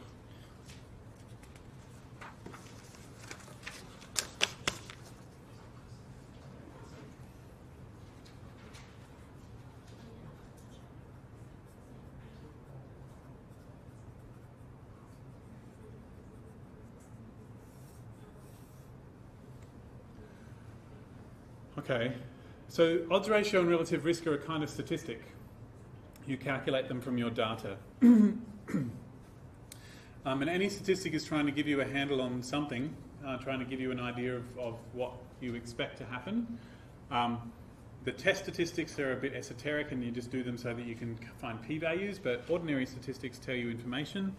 And odds ratios and relative risks are about explaining the present or predicting the future. And that's the difference between them.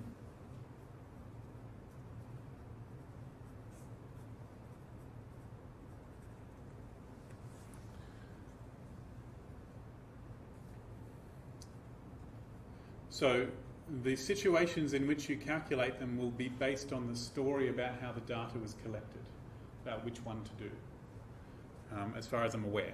So your odds ratio is a story of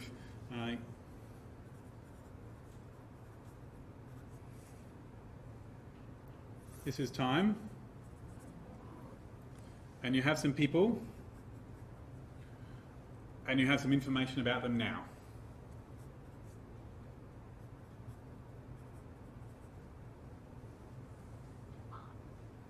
And your information now is basically two different categories.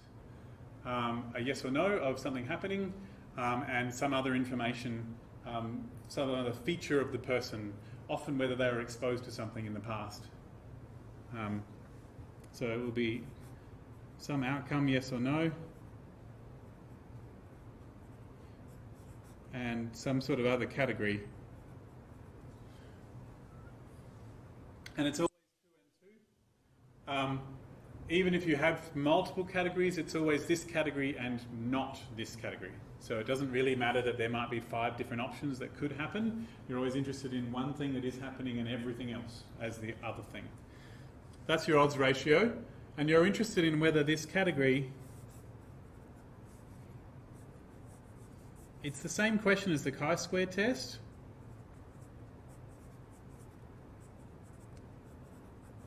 But instead of asking whether the relationship is there, it's just a description of the relationship itself.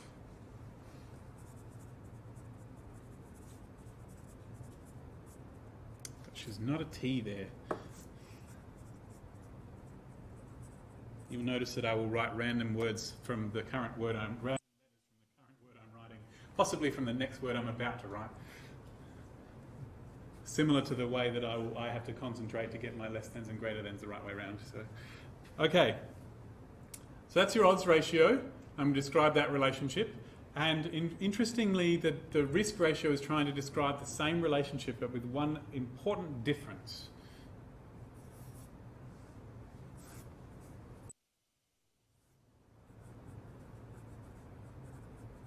Oh, relative risk, damn it. Don't know why they don't. They call it risk ratio over in a different course, so I have trouble with that. The relative risk has the same story, the same thing I'm trying to find out, but I have information about before and after. I know what category they're in here, and then later I know what the outcome is.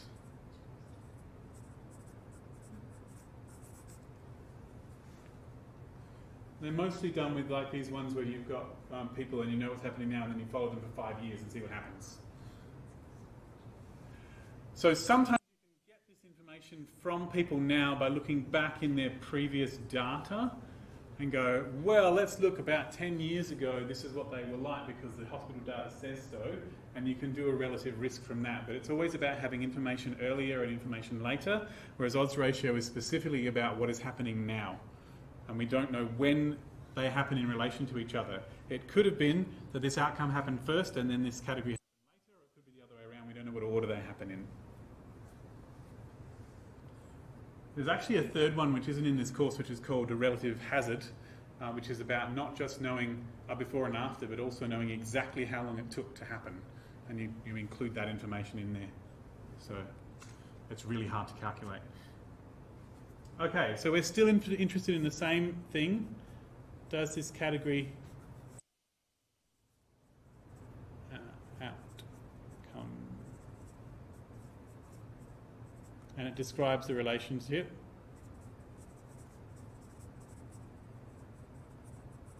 But our information is different. And I should say that this looks like it's a cause relationship here, but we can't know that when we do an odds ratio. It could be one way or the other. It could be that this causes that, but we don't really know. We just know that they're related. Whereas with a risk ratio, if we've controlled for all of our extraneous variables and it's a proper experiment, then we're pretty sure what causes what. So, yeah. It's still not hard and fast, but it's a bit better. Odds ratio is about saying, well, if I pick someone in this category, the odds of them also happening to have this outcome is this, whereas this one is saying if I pick someone in this category, the odds of them developing this outcome is this. So this one's about choosing, happening to choose.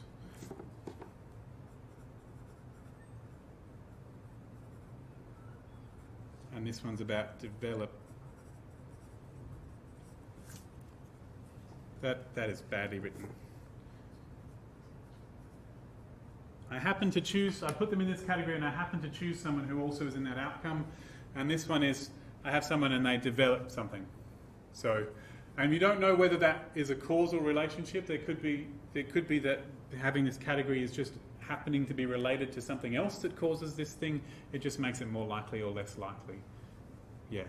So, calculating them, let's see.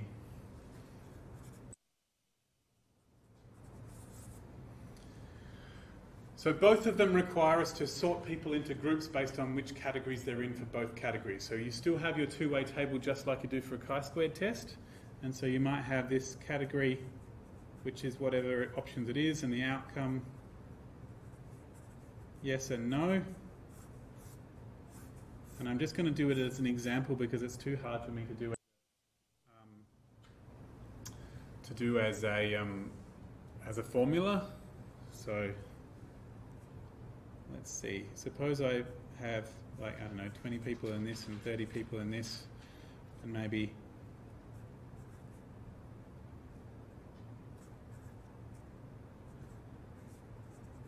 something like that.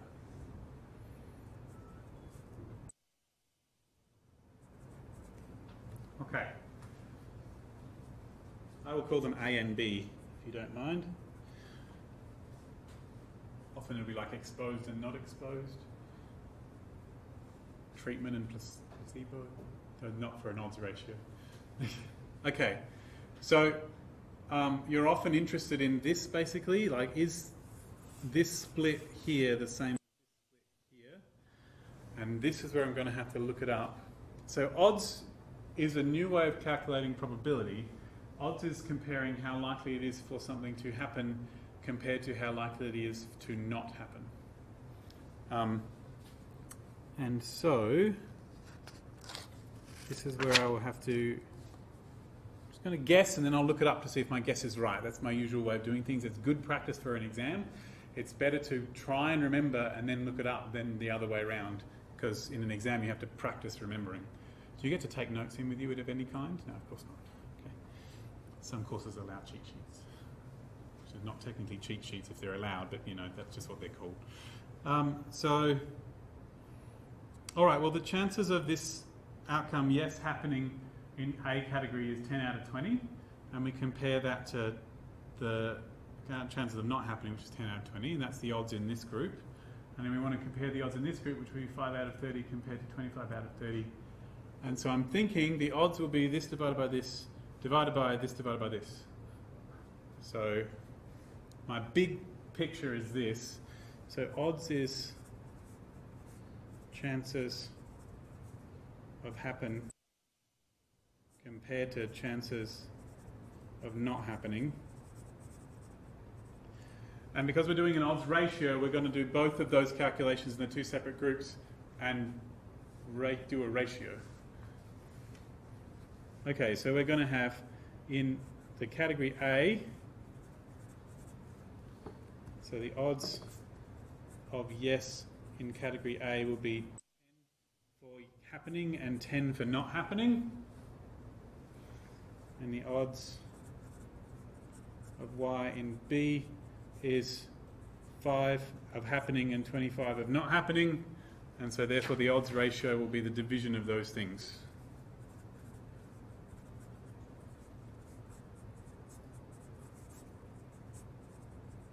And I'm sure there's some fancy maths which will allow you to do it without doing a division of a division. Honestly, if you've got a calculator, who cares? So, yeah.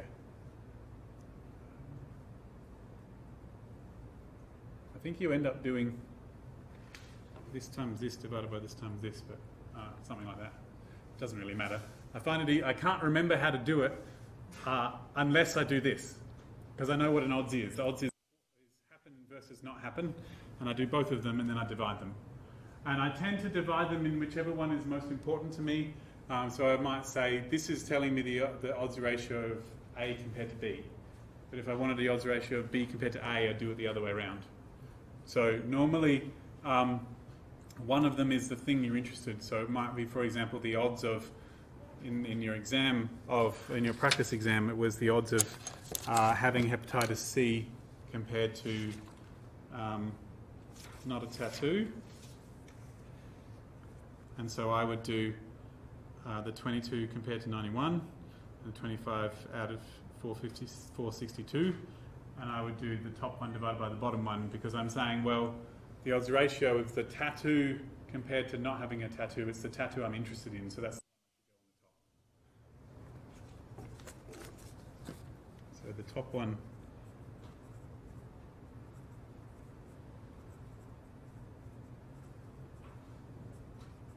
is the one I'm interested in most. Okay, so what if I did a risk ratio instead? Then a risk ratio, I don't know why we do it differently, but anyway, in a risk ratio,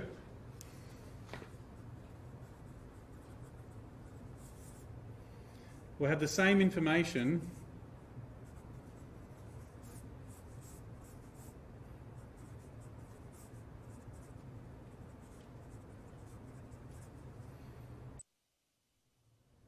and I'm interested in what happens to the people with A and what happens to the people with B.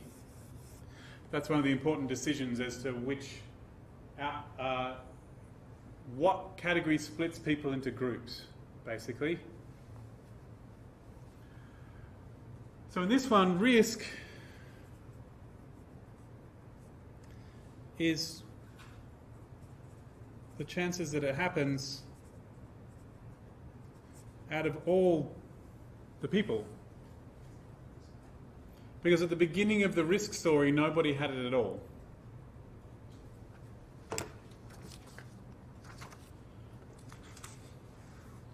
So I could do this calculation. I could do the risk in category A, which would be 10 out of 20, and the risk in category B, which would be 5 out of 30. And so therefore the relative risk A versus B would be 10 out of 20 divided by 5 out of 30.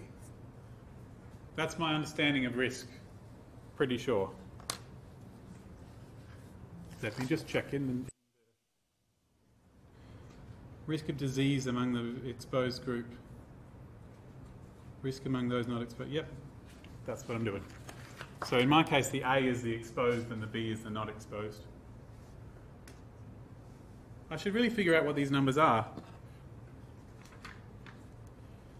that one's 5. Yep. And this one is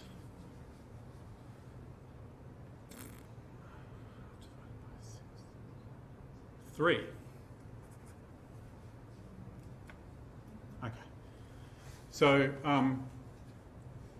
this one says that the odds ratio is 5. You're 5 times more likely to pick.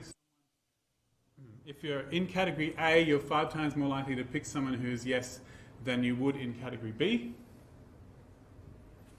Whereas this one is saying in category A, you are 3 times more likely to develop yes than you would in category B.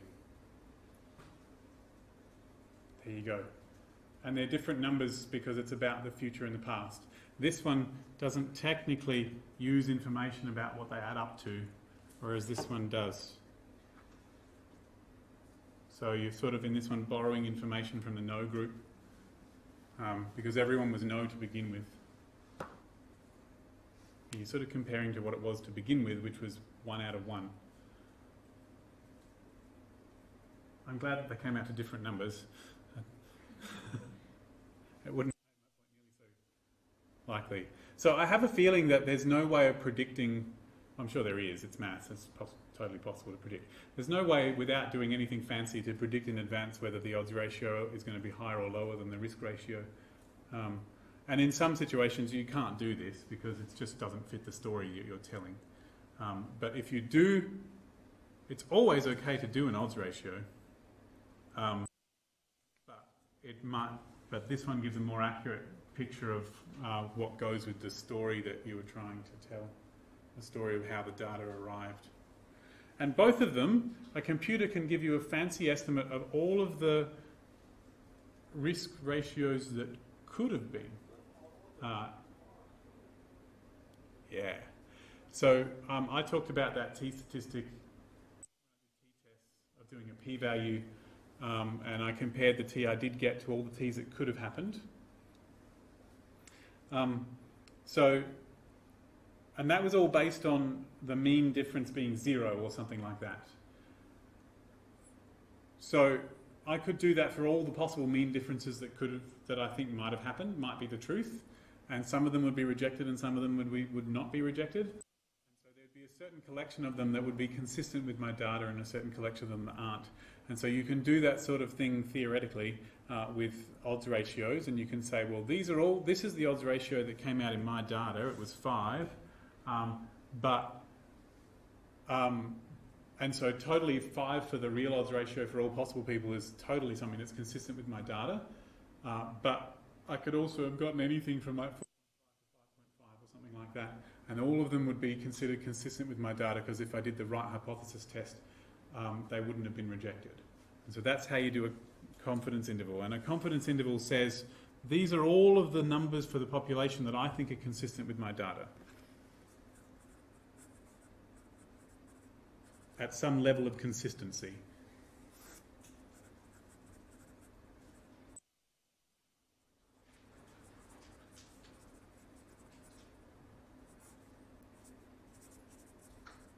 You know, at usually the 95% level, sometimes at 90% level, it doesn't really matter. And so if one of those corresponds to there not really being a difference, one of the ones that you think is consistent, then you conclude that actually there isn't a difference after all. And for ratios, being 1 is being the same. Because when you divide two numbers that are the same number, you get 1 when they're the same number. If your confidence interval, therefore, if a confidence interval for a ratio contains 1, then that means that 1 is consistent with the data, and 1 came about by dividing the two numbers, which means the two numbers are the same. The two numbers being the same is consistent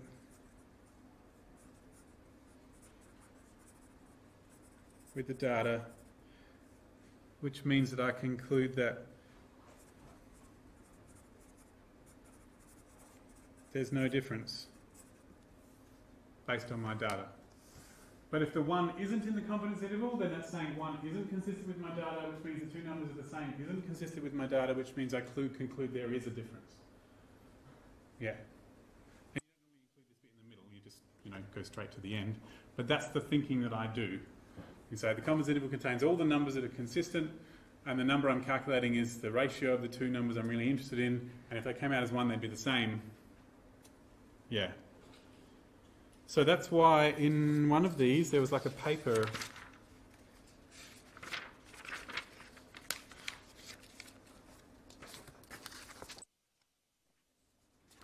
Do you have this in electronic form?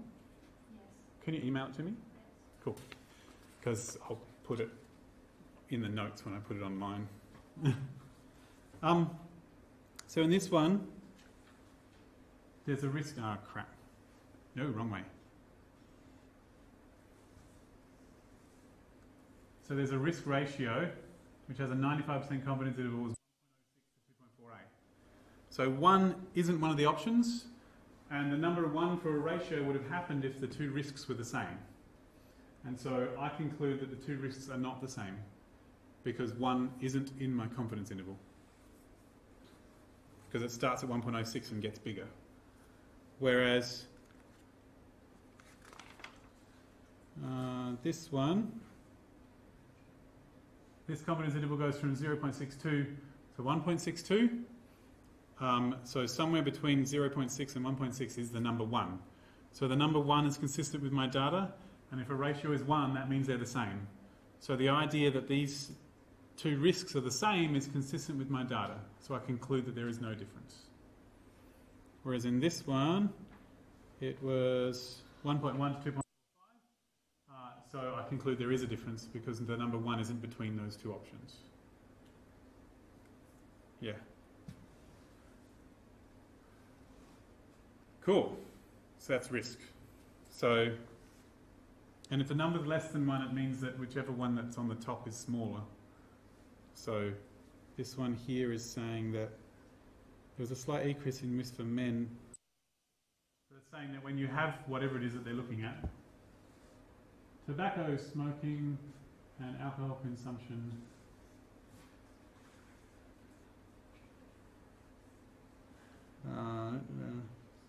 no risk of glioma having ever smoked tobacco. There was slight increase for men.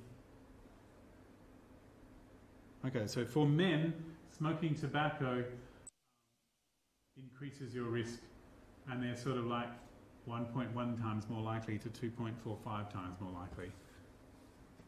Whereas for women, well, it might not make a difference at all.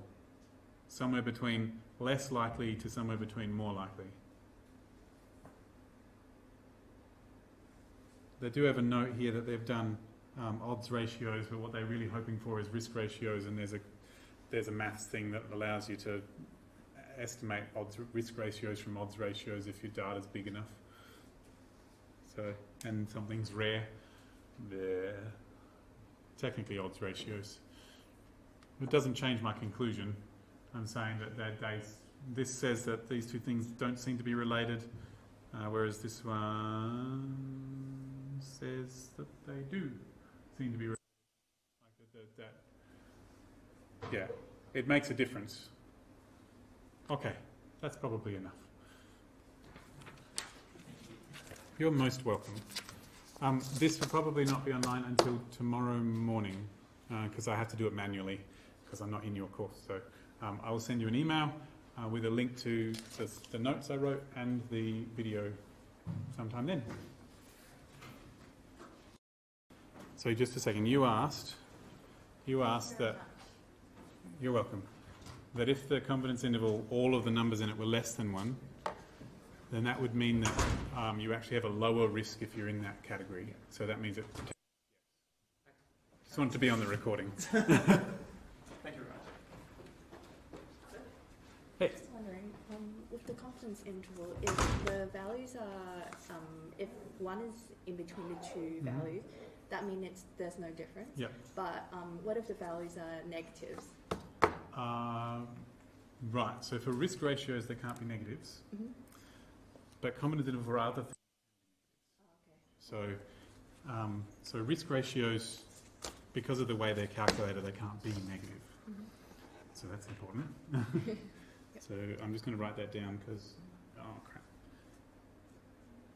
because I'm sure someone else will want to know. Definitely.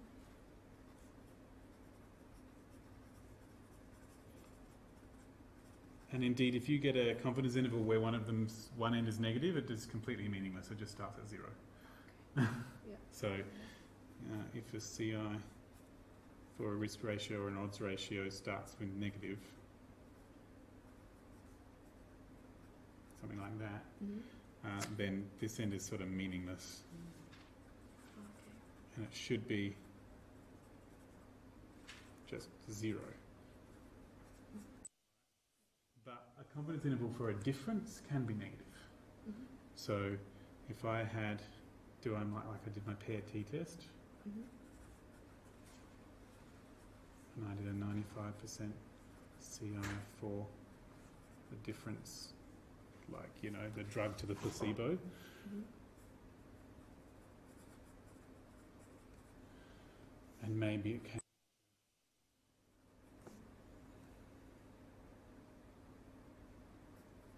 something like that. Mm-hmm. Then the thing is that the number that specifies no difference is actually 0, not 1. Okay. Because this is a subtraction, not a division. So the no difference here is 0. Mm-hmm. And so 0 is in the confidence interval, so there's no difference. Whereas if you saw another one, minus 1.3 to minus 0.7, no difference is still 0, and 0 is not in the confidence interval, so there is a difference because it doesn't go up to 0. It goes from negative 1.3 up to negative 0.7, but it doesn't go all the way up to 0. So it's because this is a confidence interval for a subtraction difference, whereas this one's a confidence interval for a division. And so you're looking for 1 when it's a ratio and 0 when it's a difference. That's how you compare them. And this one is saying that actually, if this was drug minus placebo, the drug definitely produced lower results than the placebo. Mm-hmm.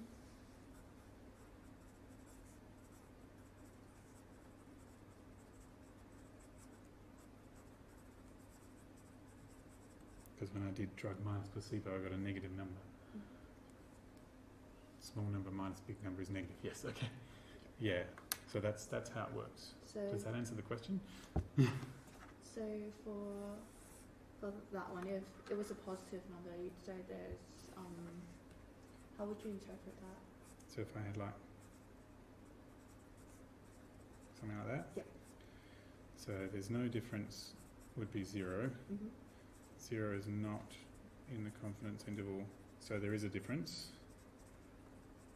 because it starts at 0.5 and goes up. And so, let's see, it was drug minus placebo and I got a positive number, so the drug gives higher results than the placebo because when I subtracted off the placebo, I still didn't get to 0. And so I think depending on the context, right, you would say something like, you know, we expect the drug to be 0.5, between 0.5 and 2.3 higher than, well, the average result to be between 0.5 and 2.3.